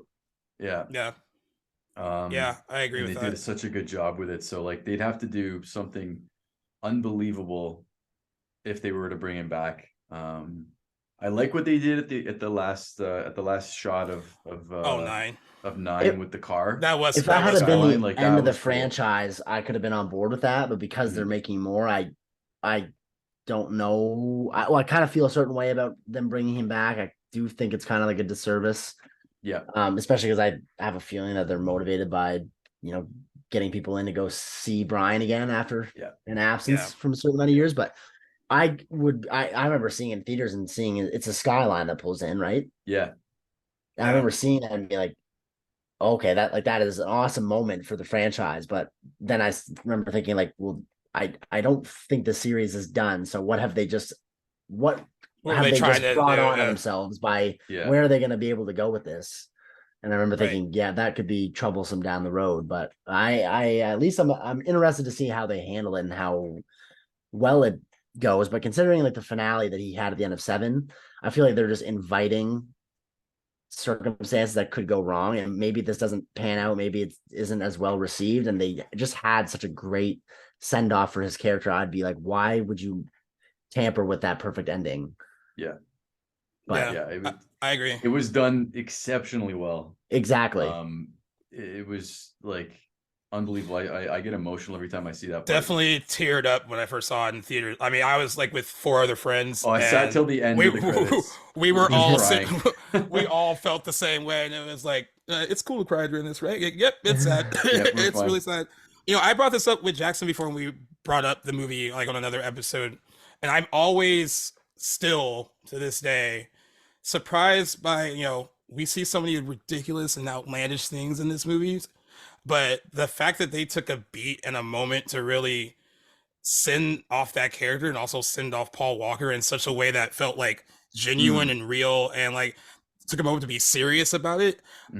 I think they handled it as well as they could have, and like absolutely really and they said it wasn't easy. Like during that documentary, they said they had to like there were certain things that he had like with Mia that were scripted, but then they like actually took scenes that they didn't use from like the 6th one and were able to like use it in 7 because the conversation like matched up with like the direction they were going to take, where he's like on the phone with her. Because it's like, how did they get this? How did they know this was going to happen? And it was like a crazy happy coincidence that they had it. And that worked out. And then Jordana Brewster said she didn't get to work with him on the 7th one. She did all this stuff, her scenes like were with his brothers because she hadn't gone in to do her stuff with him before he passed away. But they all say that it helped them get through it because like the family and the brothers were like, hey, we're here, we want to get it done. He would want us to help you guys finish it, and so that's why they were so able to do it. With Black Panther 2, it was like you could tell it was like they were at a funeral. It was like you could tell that the grieving was real. Right. And like that scene on the beach at the end of Furious 7, it's like when they're all sitting there, they know what the stakes are, and you can tell the emotions are real. But it was impactful. I mean, the way that they ended it, that shot with the 2 cars, perfect way to end the franchise with one of the best shots, if not the best shot in the entire 7 franchise. And that shot it definitely does. That shot where when you first hear his voice before you actually see him like side by side in their cars. I remember when the moment you heard his voice, the entire theater just like applauded, and then they got even louder when like you actually like saw him, and then everyone knew that like it wasn't really like him, but like it felt like like it felt so real and so well. I mean, I'm still shocked that they. I mean, I'm sure none of this was an easy task for any of them. Like James Wan probably had like a lot to imagine the pressure. Pressure to getting that right. Which I kind of him. And I don't think I always wonder if he didn't come back to do. I mean, he was just like, I enjoyed making it, but that was just a lot. It was a lot probably on him. Right. It went from Juan and went Lynn and then Letelier. Or no, so Lynn does 3, 4, 5, 6. Juan does Furious 7, and then God, why am I blanking on F. Gary Gray? F. Gary Gray does the Fate of the Furious. And then Justin Lin comes back, and then Justin Lin was supposed to come back for 10, and then something went. I wonder why that gap. I wonder why James Wan comes in instead of Lin after doing 4 in a row. Yeah, it's weird. He just done Saw, right? James Wan that Yeah. done like Saw and like Insidious. He wasn't known for making like Conjuring. big Yeah. Conjuring. He wasn't known for just making always horror big films. action movies, right? So they That actually was his mentioned that first too. kind of foray into them. Yeah. Yeah, they mentioned that during the thing when his name got floated around. They were like, that guy, the guy who did like Saw, and they're like, yeah, The Conjuring. Like, Fantastic him. horror director. Very Yeah. But I mean, it's an interesting thing because we talked about it with John Singleton, right? How like with him, it didn't really work as far as directing wise, but like he never really done Mhm. movies like that. James Wan never really done anything like Furious 7, and I think like there's a lot of stuff in that and 7 that's really good. That's really like action wise, it's really well done. Definitely some of the better action in the franchise, if you ask me. Yeah, it definitely goes big. Yeah, really, really big.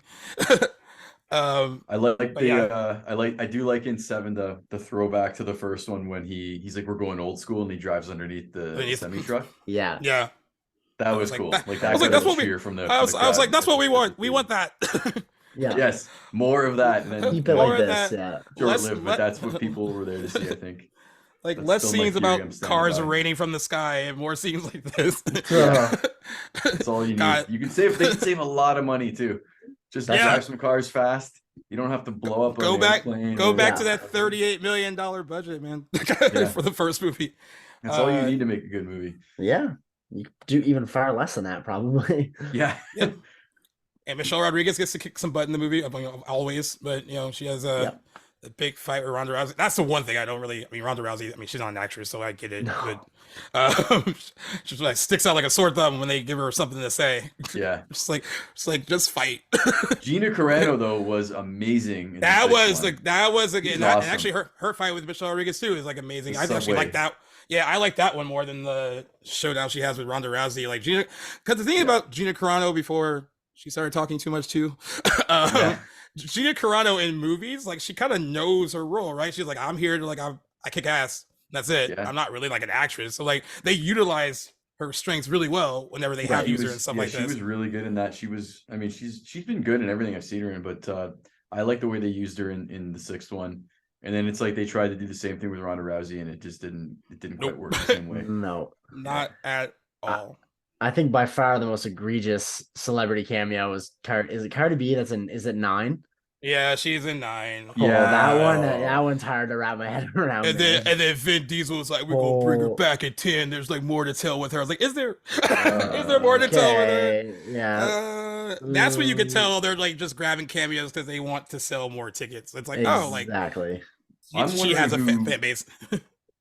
Do you know who Brie Larson is playing in relation to everyone else in the new one? So I read that she's supposed to be Mr. Nobody's daughter. So the character that Kurt Russell played. Yeah, I know there was some speculation in the beginning. They're like, oh, I wonder if they're gonna have to be related to Brian somehow. Like there was like that. I thought it was gonna be like Brian's sister or something like that. Yeah, another retcon sibling this far into the series. That's a lot. Bad. Like John Cena Jacob in there out of nowhere with John Cena was a lot to try to wrap my head around. Especially since they never ever across 8 movies mentioned this person, this other brother once. Like Mia and Dom never talked about it. Like Brian and Mia are getting to know each other. Just never mentioned like, oh yeah, I got another brother. Like I did never notice the sibling resemblance between Vin Diesel and John Cena though until they did that, and it kind of works. Yeah, but yeah, like no mention of it at all. I guess that's why they had to go back and do the flashbacks to sort of establish, so you could like understand it. Yeah. But still very much still shoehorned in. It is very shoehorned in. Yeah. Like, it's like, yeah, God, that still makes me laugh. I remember when I saw the trailer for that movie, and I was like, all right, you know what? I'm this far in. I have to be all in on these. This is ridiculous, but they're at like Walking Dead status now, where it's like, well, I've watched too many of these to not keep going. That's right. Yeah. Yeah. The same idea, and they know it too. They've got us. And and I think that's what's hard too with like Fate of the Furious, which I think is my least favorite of the later ones that we've gotten. Especially coming off of Furious 7, right? Because you're like, hey, it ended perfectly. This was great. Right. You could tell with that 8th movie though, that's like now this is like I hate to call them cash grabs because I still go see them, but it feels a little less authentic now at this point where it's like, all right, well, it doesn't feel like there was more story or anything to tell. Like it was just like it was After Paul Walker's death, I have no problem with identifying them as cash grabs. Yeah, that's fair. I call it as you see it. Like that's kind of what they are. Yeah, I agree. The eighth one, because it was so directly after the seventh one, and it just felt almost like a slap in the face in a way. So I had a hard time liking it. It had some good stuff, but like for sure, I liked the ninth one more because I had like cooled down a bit by then, I think. Understandable. But I liked how they had the street race and the throwback to the old like the racing with his dad and stuff was kind of cool. If you take it out of the real world context and just watch it as the movie and not think about anything else, you can put that aside and it's not as big a thing. But just thinking about its proximity to Seven and Paul Walker's real life death, it's this bad taste. A little bit. And you know, and it also feels like Dwayne Johnson and Jason Statham are in their own movie. You could I mean, you could tell. I mean, because we all heard about like, I think this was the one where like Dwayne Johnson and Vin Diesel are not getting along at all. At this I don't want to be on set with him. Yeah, basically, and you can actually tell. Yeah, you actually tell like they don't really share like any scenes. No, and you can feel it. And I think it's if you've worked behind the scenes in film before, you can tell like these weren't like they were not on set together. Not a single day. So, and honestly, it is kind of a detriment when like you kind of. I mean, I had to learn this stuff for a living because I have to report it and everything. But when you know, like as a person, like these two people really aren't getting along, it does kind of affect the way you watch it. And like, it's like family. That you know, it's all about family. Family, like, you know, these guys hate each other. And it sort of goes against the whole like foundation of the series. Their self-imposed new foundation of these movies. They went from being about cars to being about family, which is great. But like, there's really not a lot of family aspect when you know these guys are beefing so hard. And I've always wondered this too, right? Because they clearly don't get along, right? And some people who are fans of The Rock are like, well, it's Vin Diesel. He's probably like difficult to work with. But then I'm like, they both are. But I'm like, so many people, you know, Michelle Rodriguez, Jordana Brewster, Charlize Theron, Helen Mirren, they all had these really nice things to say about Vin Diesel working with him. So I think it's just a case of just these two dudes like not really getting along, or is Vin Diesel difficult to work with? I feel like maybe they wanted to court favor with him and be invited back to work on these. That could be a factor. You know what I mean? Maybe that's not the case, but it's a possibility. Well, when you look at what The Rock did with the Black Adam fiasco, you see a lot of looking at that. Now I'm like, okay, it probably was his fault. He wouldn't let certain people from the Black Adam movie cameo and Shazam, and that's a good point. Seems like pretty controlling. Yep. Yeah. So looking back now, knowing that you sort of, I'd probably say lean Vin Diesel's way, in terms of like I agree with putting that. blame. Yeah. But we'll see what happens if The Rock comes back and cameos in the 10th or I guess maybe the 11th maybe, but we'll see what happens. But it was funny how Vin Diesel like pled with him on social media, like come back and then some of his comments were so cringy. That's hard. That was a hard watch. When he was like basically saying that like, oh, like I was just trying to make him better as an actor by like doing this stuff. I do love because at this point I think Emily Blunt and Dwayne Johnson were promoting the Jungle Cruise, and I do like that Emily Blunt chimed in. She's like, oh, because like you need his help to be a better actor. Like she like kind of was like had her boys back while they were promoting the movie. I thought that was really funny. Yeah. But yeah, it was very. I mean, dude, they were talking about it at CinemaCon. They said when he presented the stuff for Fast 10, like something was going on with the prompter, so he didn't even read the prompter. He was just like speaking from his heart, Vin Diesel. And there are a lot of people in the room that loved what he was saying, but there's this one dude on Twitter that was like, dude, he talks about these movies like it's the fucking Godfather, and it's not. Yeah. But like, that part gets me, man. He literally thinks these are all like best picture nominee quality movies. It cracks me up. 100%. He takes them a little too seriously. But it's nice. He's an emotional guy. What can I say? Right? He's passionate about his work, and I can respect that. On his sleeve. At least you can say he's passionate. So there's that. But I mean, I guess like, you know, if you're gonna do something like this, you should take it seriously. And if you're not gonna believe in it, no one else is gonna really I mean, but I do agree. Like, I was like, he's like, this is cinema. Like, he Yeah, talks but about the he does produce them too, right? So yeah, Yeah, it's a good point. part of it is just he's selling, right? When you're a producer, yeah. you're a You gotta salesman, do that. and you have to get corny sometimes. Definitely The do. good, right? When it comes like just kind of jumping a little bit with the seventh to the eighth, with Jason Statham, um, how did you feel by the time? Because he was a pretty decent villain in the seventh one, but then how did you feel when they kind of, considering what we thought he did to Han, Yeah, um, how did Mm. you feel when they kind of were like, all right, we're gonna kind of like switch this up a little bit because we want to keep Jason Statham around probably, and yeah. we gotta kind of even retcon him a little bit and like get him involved with the crew. Did you think that was like it was a good choice, or did it feel like forced? It's sort of hard to believe that they would let him into their like circle. At the table at the end of Yeah, 7, I Yeah. thought that was a little bit too quick, especially when Was it Han is still 8? dead in that no, oh yeah, continuity. then the eight, yeah, they I Is invited it, him, is it, yeah, is it okay? Sorry, yeah, you're right. It's 8, but at that yeah, point, they still think Han is dead, and yet he's still eating at the table like Yeah. family. I'm like, yeah. that seems a little contradictory to See, me. I feel like they thought it was enough to have him in the. I mean, it's a funny scene, but like a goofy funny scene where he's like saving the baby. So he's like, I think they thought that was enough. They're like, hey, that can make up for like I all the bad things. guess. You saved Dom's baby. I think So there you go. I think they needed a couple more scenes of him redeeming himself before Yeah. it warranted a spot at the table, if you ask me. But Yeah, save you're two right. That's babies. definitely yeah. There you go. Yeah, it's true. Yeah. He's Yeah, got 2 arms, 2 hands. Yeah. Yeah, it could have been twins. There you yeah. go. But I Yeah, it do was a little remember. bit weird. Yeah, I remember it not being one person being like, "Why the fuck is he here, dude? I don't care what he did. Yeah, cool, you Yeah. saved, you saved kids. Yeah. Thanks.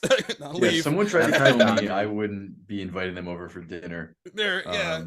regardless of how many babies they saved.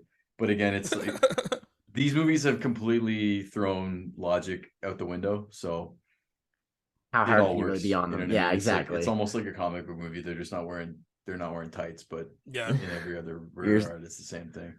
That's you're Like certainly it's the right. same thing in Guardians of the Galaxy. It's like everyone deserves a second chance, even though you tried to kill me. Yeah. I get it. Okay. You know what I mean?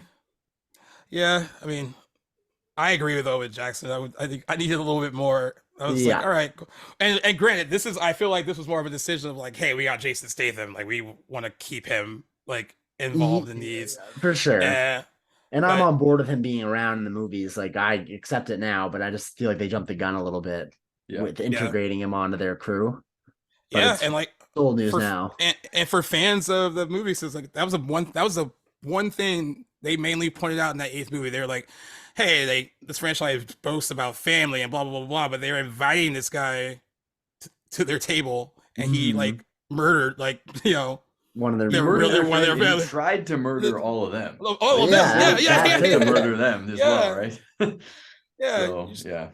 Quite the like- forgiving family. I mean, at least have someone be like, I remember. Yeah. like I'm not sharing my Corona with you. Sorry, bud. Yeah. Like it's like yeah, and that's sparked the whole like justice for Han thing, and that's probably why that character was brought back. Look, I like Sun King a lot. I was one of those people that was like, man, it kind of didn't. I mean, good for him because he gets to be involved in like the Yeah. franchise again, and it's huge for him as an actor. But as a viewer, I was like, no, that should have stuck because I actually meant something. Like I mean, like it Yeah. was Yes. a significant thing that happened, and I liked how they made it work for 4, 5, and 6 to kind of have him there because like it made sense, like the way they were explaining Brilliant. the timeline and Yeah. everything. Like that was a Yeah, that good was well done. excuse. That was well done to bring him back. But yeah, I was just like, at that point, I'm just like, you know what? I'm just happy for you as an actor. I am not really Yeah. happy, not necessarily Han's- happy as a viewer. Yeah. Yeah, Han's he hasn't done revival. a ton of other stuff. He does a lot of. I don't know if you guys are like super into like the car scene, but he does a lot of stuff like that isn't really necessarily like acting stuff, but with his Oh, okay. cars. Oh, okay. Oh, okay. I did not know that about him. He builds cars now. He does a lot of stuff with like Larry Chen, who's like probably the most famous car photographer in the world, or at least in North America. Yeah. And so he's really embraced the whole Fast and Furious thing. Like he's almost embodied it. but like he was in the Obi-Wan Kenobi show, I think. Oh yeah, he was. Oh, on okay. Disney Plus. Like I've Yeah. seen him doing a ton of other stuff. So it's good for him that they brought him back. He just seems like such a great dude. Yeah, Mhm. he seems. Yeah, It he does seems really weird. cool. It's going back and watching Tokyo Drift now, knowing that he's not dead. It really like makes that scene a lot less impactful, though. Well, 1,000%. It like robs that movie of a lot of its Yeah. Stakes. Yeah. I think Han's revival is one of the most, probably the most poorly handled writing aspects of the entire franchise. I feel like they don't even really try to explain like him coming back. Like I don't remember verbatim what some of the characters say, what he says like in his little spiel in the 9th about what happened, but like I remember viewing it in theaters being like, that is a piss poor explanation. I remember rolling my eyes. I mean, I was fine. Exactly. Whenever I was like, all right, whatever, cool. he's there, but and then I wanted to know who wrote that. He was almost like he was trying to fake his own death also. Right. But like, how did he know that was going to happen? It just was weird, very weirdly done. Very weird. And then they just brush it under the rug and don't talk about it again, It's which like, I think is better off. It's like the writers you can't were think like, about it because it doesn't make it's like sense. the writers were just like, they'll just be happy he's back, guys. It's all over. Yeah, exactly. Yeah, nobody's going to care. Okay, But yeah. We'll just have him so eat some snacks and like, we'll, you're doing that thing that we know you do. Take over. Kick in, yeah. But yeah, I agree with Jackson though. Like I remember when they were explaining it in the movie, and I was like, oh, okay, whatever. At this point, I've accepted so much. And then they sent the car into space. They really did it. They're in space. Really, they really Pontiac Fiero. They really did it. I was like, oh my god. Yeah. The 9th movie is so ridiculous. I mean, I like it more than the 8th one, but it's so ridiculous. Agreed. At that point, you just accepted all this absurdity of it. You have to lean into the absurdity or you can't enjoy them, because that's what I tried to do watching them 8 and 9 after 7 and not enjoying them because of how fucking ridiculous they were. And then I've since come around and looked at them a little bit more, probably in the spirit that they're meant to be watched, because they've obviously, as we've discussed, they've changed so much over the years, and now I fully embrace the absurdity, and that's how you have to watch those ones in particular, I think, to enjoy them. Obviously there's elements in like 5 and on of like the over the top action, but it's still, compared to 8 and 9, grounded.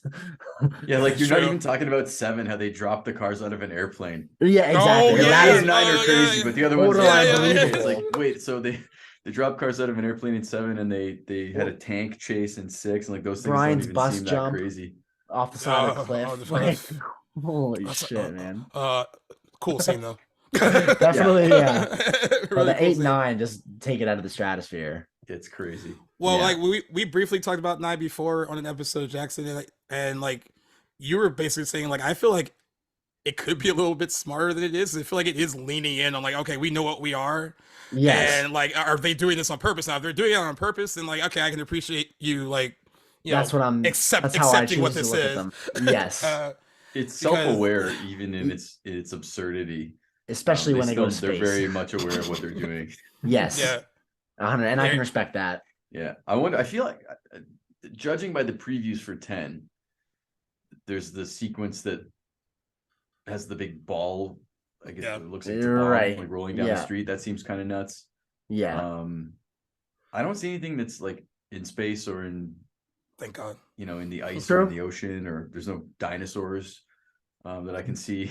Right. So I feel like they're going to try to bring it back in a bit. I feel like they're trying to like reel it back in and maybe end the whole franchise with something maybe more grounded, but yeah, maybe I'm missing something. I don't know. Well, what comes to mind when you mention that, because I agree with you, until there is that shot at the end of the trailer of Vin taking down those 2 helicopters. And I'm like, my, there's that. But in the grand scheme of things, still, it seems like it's a compact little action set piece. Yeah.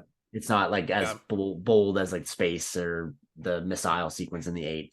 Yeah. But still ridiculous. But I think either, at least from what we've seen from 10 so far, it does, even if it's the most slightest decrease, it looks like they are somehow coming back down from the absurdity. I'm just happy to see 4 cars lined up on the street at night. And, yes. One of them looks like, I think it's a 280Z, which is a good sign. And then I think one of them's probably the Charger, but either way, like it does seem more like, thank goodness, sort of harkening back to the original like 4. Fingers are crossed. Yeah, that it's more grounded, but we'll know here soon enough. I think that they're listening to people. I think based on all the people I've talked to, we're sort of in agreement as well that we liked the first ones, and that's kind of what people want to see. And I think that Vin Diesel is paying attention. He's a smart guy, and I think I think so too. he will appease the fans. I hope so. And give them what they want. So hopefully that it's at least a mixture and not just a crazy like 007 movie. Right. True.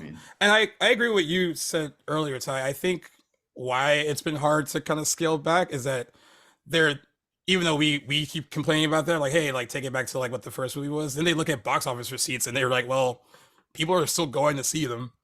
So it's not like there's like, and the only reason there was like any decline globally for Fast 9, because it was like, it came out like when movie theaters were kind of like getting back to being open really during during COVID. So like even with that, it still made a decent amount of money for like what was working against it. So when there's all when they're like, hey, like maybe we should dial it back, because people are like, they're accepting that we can drop cars from airplanes and send our actors into space. Have a scene where it's completely raining cars at one point in the 8th one. Gosh. Dwayne Johnson, that fucking torpedo thing in the 8th one.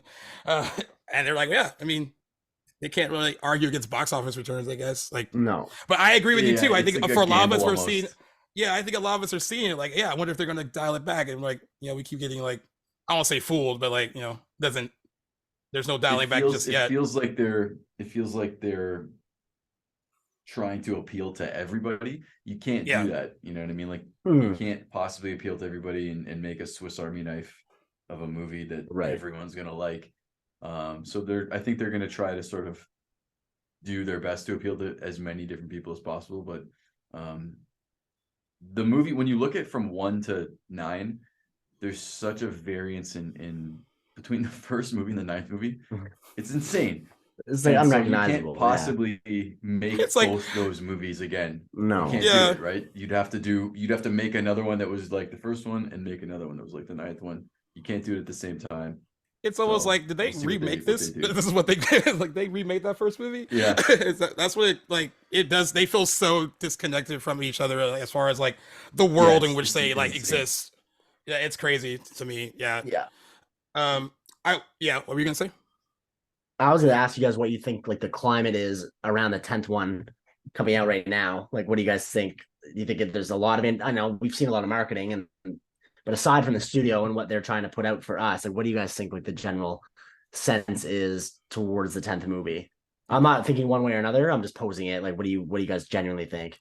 Well, when you look at the last few years, Marvel's dominating the box office, and they've done some decent stuff in the last couple of years, but people are constantly like, oh, they'll never do anything as good as Endgame. And people are starting to get like that Marvel fatigue almost. So maybe Universal's like, you know what? Maybe if they can change their formula, we can change ours too. But I still think that, money talks, right? So if the last one did well, they're not going to stray too much away from it. But I think they have faith in the fans, and I think social media goes a long way. When you look, and they all have a pretty big Justice presence League coming back, that's all because of social media, right? So it's not like Vin Diesel and the other producers can't just like take a look at Twitter and Instagram and stuff and say, okay, people seems like they want to go back a step maybe and sort of have a throwback. It's a bit more like maybe not like Fast 1 or 2, but maybe like 4 or 5. It's a bit more grounded. So I'd be happy to see something like that. But I'm totally with you. Timing is good though, because there's been obviously a lot of people weren't going to the movies, and when you look at even like the stock of like AMC, it's finally picking back up, and people are starting to go to see the movies, go to the movies again in person. So I think the timing is good, and I'm expecting this to hit $1 billion. I think so too. I think it will. Yeah, I totally think these movies are huge.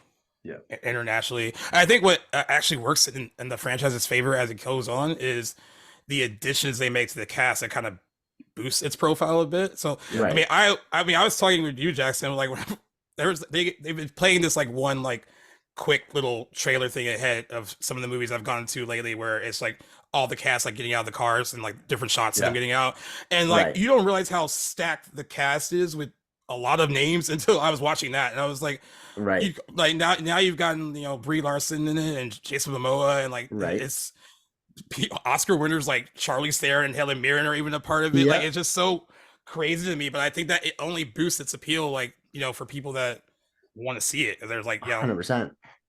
some of their favorites have got to be in this movie. Like I mean, Is Kurt like, Russell going to be in this one? I haven't seen anything about him. Who? Kurt Russell. No, I Oh, don't think so. I don't think so. Yeah, Okay. Scott Eastwood's Yeah. back. Did they kill him okay, off? Yeah, Scott Eastwood's back. I saw that. I don't know if Did they? kill Kurt Oh Russell's shit! If they character did, off? I forgot. I don't know if they did. If believe so, so. that's disappointing. I I think love so. him. Okay, I forgot all about that. I've only seen 8 and 9 once a piece, so Yeah, I saw 8. I think 8 and 9. Yeah, I think once each. oh, is that right? Yeah. I don't recall. Yeah. That you can That's tell that like disappointing, damn. your excitement from like seeing like the first one like 6 times and being like with 8 and 9, like I saw it once. And technically, I saw the first one. I saw the first one again a 7th time at the theater, but it was like a few years ago. They had it out for like an anniversary. Oh, like the that's 15th awesome. Anniversary. I went with a couple of the same guys that I saw it with. Oh, that's Nice. cool. The first time, so it was pretty cool. But yeah, like I'm not going back and seeing like 8, 9 twice. Right. 10, who knows? We'll see. I'm hoping that it's bests my expectations. Mm-hmm. But What else can we ask for, right? yeah, Yeah. exactly. Yeah, I mean that's all we can really ask for. I mean, I remember when that first trailer came out, I kept thinking like, oh, it looks like it's gonna be as a little bit more grounded than what we've gotten like from the last two. So I'm excited for that. I think people want it. I mean, I think it seems like the climate for it's pretty. I mean, these movies are just insanely popular, and I think they like the direction in which it could be headed. Like if they were listening to Vin Diesel and Vin Diesel was like, I hear you, I want to like kind of get back to that feeling of what it was like with that first movie. Mhm. He seems like someone that really does listen to like the fan base. So Yeah, like for sure. like I think that's Yeah. what we're gonna kind of get with that. But I guess that's a good time to ask, since we were asking about the climate for the this 10th one. We did not do box office predictions last week because it was only nothing. Well, Book Club 2 came out, and we didn't think we needed to predict the box office for that. It was a nice week off for predictions. Yeah. But Maybe you can set the stage for us, Gaius, and let us know if you have any data. I don't know how the last couple have opened. I'm expecting a big opening weekend, though. I'm just not exactly prepared with any numbers to throw out yet. all right, I'll do. Well, they do but, a really good job with marketing. Like I was Yes, getting they do. automatic messages from like on their Instagram. Every time I open an app, I see buy an tickets, ad. Yep. and it's pretty overwhelming how much pressure they're putting on people. But yeah, like what did the last couple get? Maybe not 9, but what did 8? What did 8 debut at? Well, I'm gonna look it up right now for you. I think it's crazy that 8, despite it still cleared $1 billion globally, even though they had no Paul Walker, all that stuff. So that was I think that gave them even more fuel to keep this going, because they were like, hey, like people still came That's and a saw good it, and this like big ingredient wasn't even in it anymore, and they probably figured they could keep it going based on that. But yeah, let me look it up for you right now. And we'll use the last. Well, is it fair to use Fast 9 since it opened in a much different box office climate? But it's tough. Well, we It's can a hear the tough number call 'cause anyway. it's like Just- there were a lot of movies that would have made a lot more money, I think. right. That maybe came out in 2021 that probably would have done, I don't know, 30% more if it was 2022, Yeah. 2023. But yeah, no, what did 9 do? All right. So beginning with the Fate of the Furious, it opened to $98.7 million. Okay. It ended up making 226 domestic and $1.2 billion worldwide. And then Fast 9. Pull that one up for you. Well, that's when they started calling it Fast 9, the Fast Saga. Sorry. Right. Didn't realize this is a saga now, guys. Yeah. This is a pretty good opening considering it came out May 19th, 2021, when things weren't fully back to normal. $70 million Not even close. opening weekend. So $70 million dollars is pretty good for when it came out, and made 173 million domestic and 726.2 million worldwide. It probably would have did a lot better than that if things were normal. 100%. So that's our favorite reference there. I'd say 100 opening weekend. Yeah, I like that. I like the three digits there. Like I think it's gonna hit 100 or more. How much more? I don't know. But things are better. Like the box office climate is strong and healthy. It's been a few years since the last entry. Yeah, I'm gonna go like 105. All right, damn it, I was gonna go 105. Hey, well, you can. Well, I'm trying to think like. Should I price this right? You like 106? Yeah, $1. I'll say 102 to be very specific, but I mean it could do 120. I mean, I don't know. It could. People have an appetite for movies, and tickets are expensive. There's a lot of factors. Yeah. All right, I'm gonna go. I think Guardians. People going to see that in like its third weekend is going to actually eat into it. Yeah, it could be. Because like that was a hell of a like I can't wait to see it again. I might see it tomorrow. This could be the killer though. Well, that's what I'm interested to seeing is like how it impacts Guardians or how Guardians impacts it. I don't know one way or the other. Because they had a 50% drop already, and now we're gonna have this big summer blockbuster kind of hit it and definitely take up a big chunk. I'm curious to see if it holds up or not. It's like 500 and something, I think, globally. Wow. After like a week and a half. That's crazy. That's pretty good for them. They needed that. They really, after Ant-Man and the Wasp, Quantum Media, they really needed to, because I think that movie lost money. They had a couple in a row. I think. What was before? Anyway, a whole other side. Doctor Strange. It still made money, but it wasn't very. It wasn't totally well received. Yeah, right. I thought it was kind of. And I think Doctor Strange made as much as it did opening weekend because it was coming off of No Way Home, and that was a good one. And they're trying to see like what that follow would be like. Well, there was the hype of like who's going to be the cameos and like everyone. I think they thought more would happen in that movie. Yep. What they did was cool, but I think people were expecting it to be like the multiverse of madness. I thought they were going to fully like have other worlds and stuff happening. Right. So people were, I think, kind of missed opportunity. It still made money. Yeah. Yeah. All right, I'm going 110. Okay. You got the highest number amongst the three of us. Just because I kind of do think like the appetite for it. I mean, I think people really want it. And then I know we're in the third weekend of Guardians, but I think at this point, like people will be like, all right, we want to see like the next big thing that's coming out. And then you got a bunch of new faces in it that people really like. I mean, I don't know. Like I think that might help. We've talked about this a few times on the show. Like Brie Larson, we've talked about her a lot. Because a lot of people don't like her, I guess. And I was wondering, I like her. I can see why people don't like her. I think she's really talented. I think she is too. I respect anyone that speaks their mind. I mean, she's not afraid to really voice any opinion, and I think that's. I don't mind it. A bunch of like people that like hide behind their keyboards hate it a lot.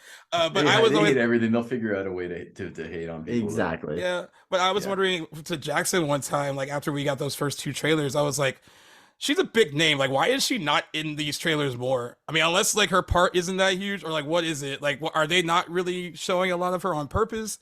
Yeah. Or is it? I kept wondering that, like, because despite how you feel about. The new trailer that they just dropped today, she's in the start of it, and it's like, it seems like she's some sort of agent. Okay.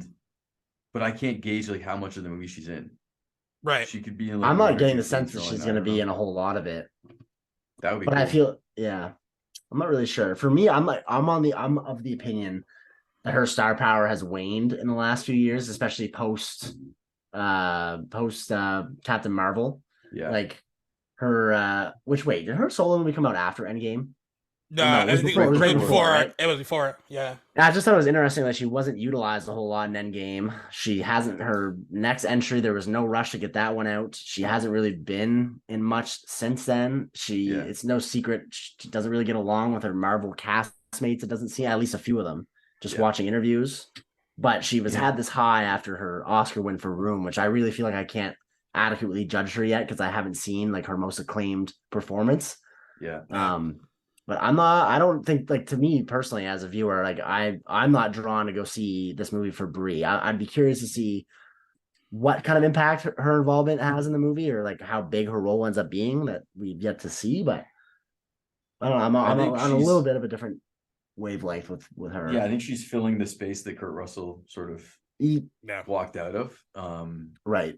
And I think you're right. I don't think people are going to see this movie because she's in it, but it definitely doesn't hurt. No, that's right. A lot of times franchises will start to like get worse as they get older, and you'll see the cast will get worse or become more comprised. They can't really get actors. They can't really get like name people in it Right. anymore. So they're getting this is like the reverse of that. Like it seems like that's right. This is Mission Impossible. They wanted to put someone in that was like still young and still like not at their prime yet. Right. And I still don't think she is, but we'll see what happens. I mean, definitely. I agree with you. I don't think people are going to be like, "Oh my God, Brie Larson's in this. I'm going to go see it now." Could have the potential of like giving her a little bit more boost between this and like the Marvels, if depending on how it does. But undeniably, I don't think that she's had much of a presence in Hollywood after Captain Marvel, unless I'm completely blanking on some of her work. But I can't think. I guess either. The pandemic, she would have been filming these during that, I guess. But that's true. Yeah, I guess like she hasn't, like, considering like how much of a high profile name she is, and like, you know what I mean. Oscar, like, I feel like she hasn't been. Yeah, like, but I guess that could happen when you sign on to like multiple Marvel movies and have to do some of those, and then right. But yeah, I think it's pretty smart to like, I'm sure she knows what the vibe is for her out there and on the internet. Oh, yeah. And I think it's kind of, and I think it's kind of smart if you're her, I'm just speculating. I'm not in her brain, but to throw yourself into an ensemble like this where you're not the focus, but it's still like a cool thing to do. I think that's probably like the best decision she could make, like, for her brand, I guess. That's a managerial decision. Yeah, for sure. It's like, because like some it's people a have low commented, risk, big paycheck. Exactly. It builds a little bit of hype as the Marvels is coming out. That's right. She's probably going to be in Secret Invasion. Yeah. And I'm sure she's been busy to film those two things back to back. It takes some time. No doubt. A lot of the prep before you do a movie like that, there's months of training and that kind of stuff that has to take place too. So plus things were shut down for a while, so a lot of actors were, especially coming off a movie that big, probably in no rush to get back. Film sets are not fun places anymore. You're wearing masks 15 hours a day. Oh God. You're getting COVID swabs still like every other day. It's not like it used to be. So coming off of a big paycheck. Yeah. And I could see why she maybe wasn't doing a million different things. Right. And then again, maybe she wasn't expecting some of the hate online from some of the trolls that she was getting. Right. It's so crazy. I told Jackson every time I cover, every time I cover her, like write anything about her, I never read any of the comments because it's usually pretty bad. And and I just, it's like, it's unfortunate. I was like, this girl could cure cancer, and you would find a way to talk shit about her in some way. It's crazy. It's a lot of small people, but it's still a reason to want to take a break. Yeah, I agree. And because like I've gotten the comment about her that seems like they're like, whoa, it seems interesting that she goes from like doing something like Room where she gets an Oscar, and it seemed like her post choices have been these kind of like big budget, like, I mean, of course she got involved in Marvel. Yeah. She got involved in Marvel directly after Room, and then did she do Kong Skull Island? Was that before? Like that was after Room, right? 2 years after yeah. So like, and then she, of course, she has to appear like the Endgame, and then she does this. So it's like everyone's like, doesn't seem like the trajectory she was really going on. But I mean, but also I guess you don't really, if you have an opportunity to be in a franchise like this, and if you're an actor, I mean, some people might not want to make big budget movies like this, but for other people, it's like it can't hurt. Like you said, it's like pretty low risk for her to. Right. It's gonna be successful regardless of her involvement. But if it is successful and she's in it, she can be like, "Hey, I was in this other big movie That's too." right. So it's like That is so, a good decision overall. Yeah. So that Yeah, that's if it's like people still want to see Captain Marvel, but it's because it was sort of part of that puzzle where you had to go see all the Marvel movies. But post yeah. Endgame, the post Endgame environment is not necessarily as much of a must see because Yeah. it's so far away from whatever it's going to be, Secret Invasion or whatever they're going to do, like the next version of Endgame, essentially, Endgame. where they're ensembling everybody. We're so far away from that the next Marvel's movie with her with Captain Marvel might not be as successful as the last one. So True. if that's not going to pan out like she planned, then being on board for like a trilogy of Fast and Furious movies might be a nice payday. That's right. Yeah, I get crap for this because I don't want to take anything away from her and like it being like, you know, a female led comic book movie. I think that's great. It made $1 billion, and but I always have said, I was like, I think that movie made as much as it did because it was like right before, you know, viewing. Yeah, it was. So it's like I think it was like, all right, so how do we get to, you know, Endgame? Like that's pretty much what that was, I think. Not taking anything away from her or like, but I think that was it wasn't bad. Factor. It wasn't bad. I liked how it was the 80s, but yeah, I mean, she took a lot of hate from people, which is unfortunate, but these things happen, right? It's par for the course. Then as far as how she's utilizing Endgame, I just love when they have to make convenient excuses as to why she can't be there until the end. Really, like I'm saving. There's other players that need saving too. Like, because then like, you know, in hindsight, she could probably kill Thanos on her own. She could have come in and like it would have made it all irrelevant. Yeah, she is their Superman pretty much. So it's like, so they always make convenient excuses as to why she doesn't show up till the end. I thought that was really funny. Yeah. It's almost as like cleverly written as Han's revival in this franchise. Definitely the sore spot. Well, guys, this is a really fun discussion. I had a really good time catching up on all the movies. Ty, whenever you want to be on again, do not hesitate to ask us. Just let us know. I'm down. I've had a fun time with you guys. Yeah, it be fun conversation, and you definitely know what you're talking about. I knew you were a fan of the franchise, but when you could actually speak to like the car stuff too, I was like, oh, this was a good that pick. Was awesome. So that was really cool. So thank you so much for being with us. And if there's anything that you want us to like link to at the description of this episode, whether it's your IMDb or whatever, like we can do that as well, so people can look at some of your stuff. And my IMDb is always there. It's Ty Ippolito and Ty So Serious on Instagram. As you know, we've been buddies on there for a long time. And maybe next time I'll have something more specific to plug. But I'm on the audition train on a weekly basis, so it's still a busy industry despite the writer's strike right now. And hopefully I'll be plugging something better next time around. Well, we're looking forward to it, man. Thanks a lot for joining us today. It was great to have you on. Great having you on. And I do want to mention this too, because this I believe this is episode 96 we're recording, I think, today. Yes, I double checked like 10 minutes ago. So 96, we're almost at 100.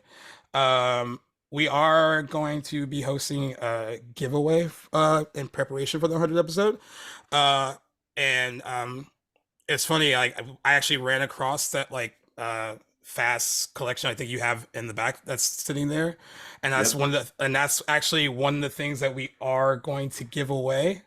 So you can there we go. Look at there's so much stuff. He has like that's sick.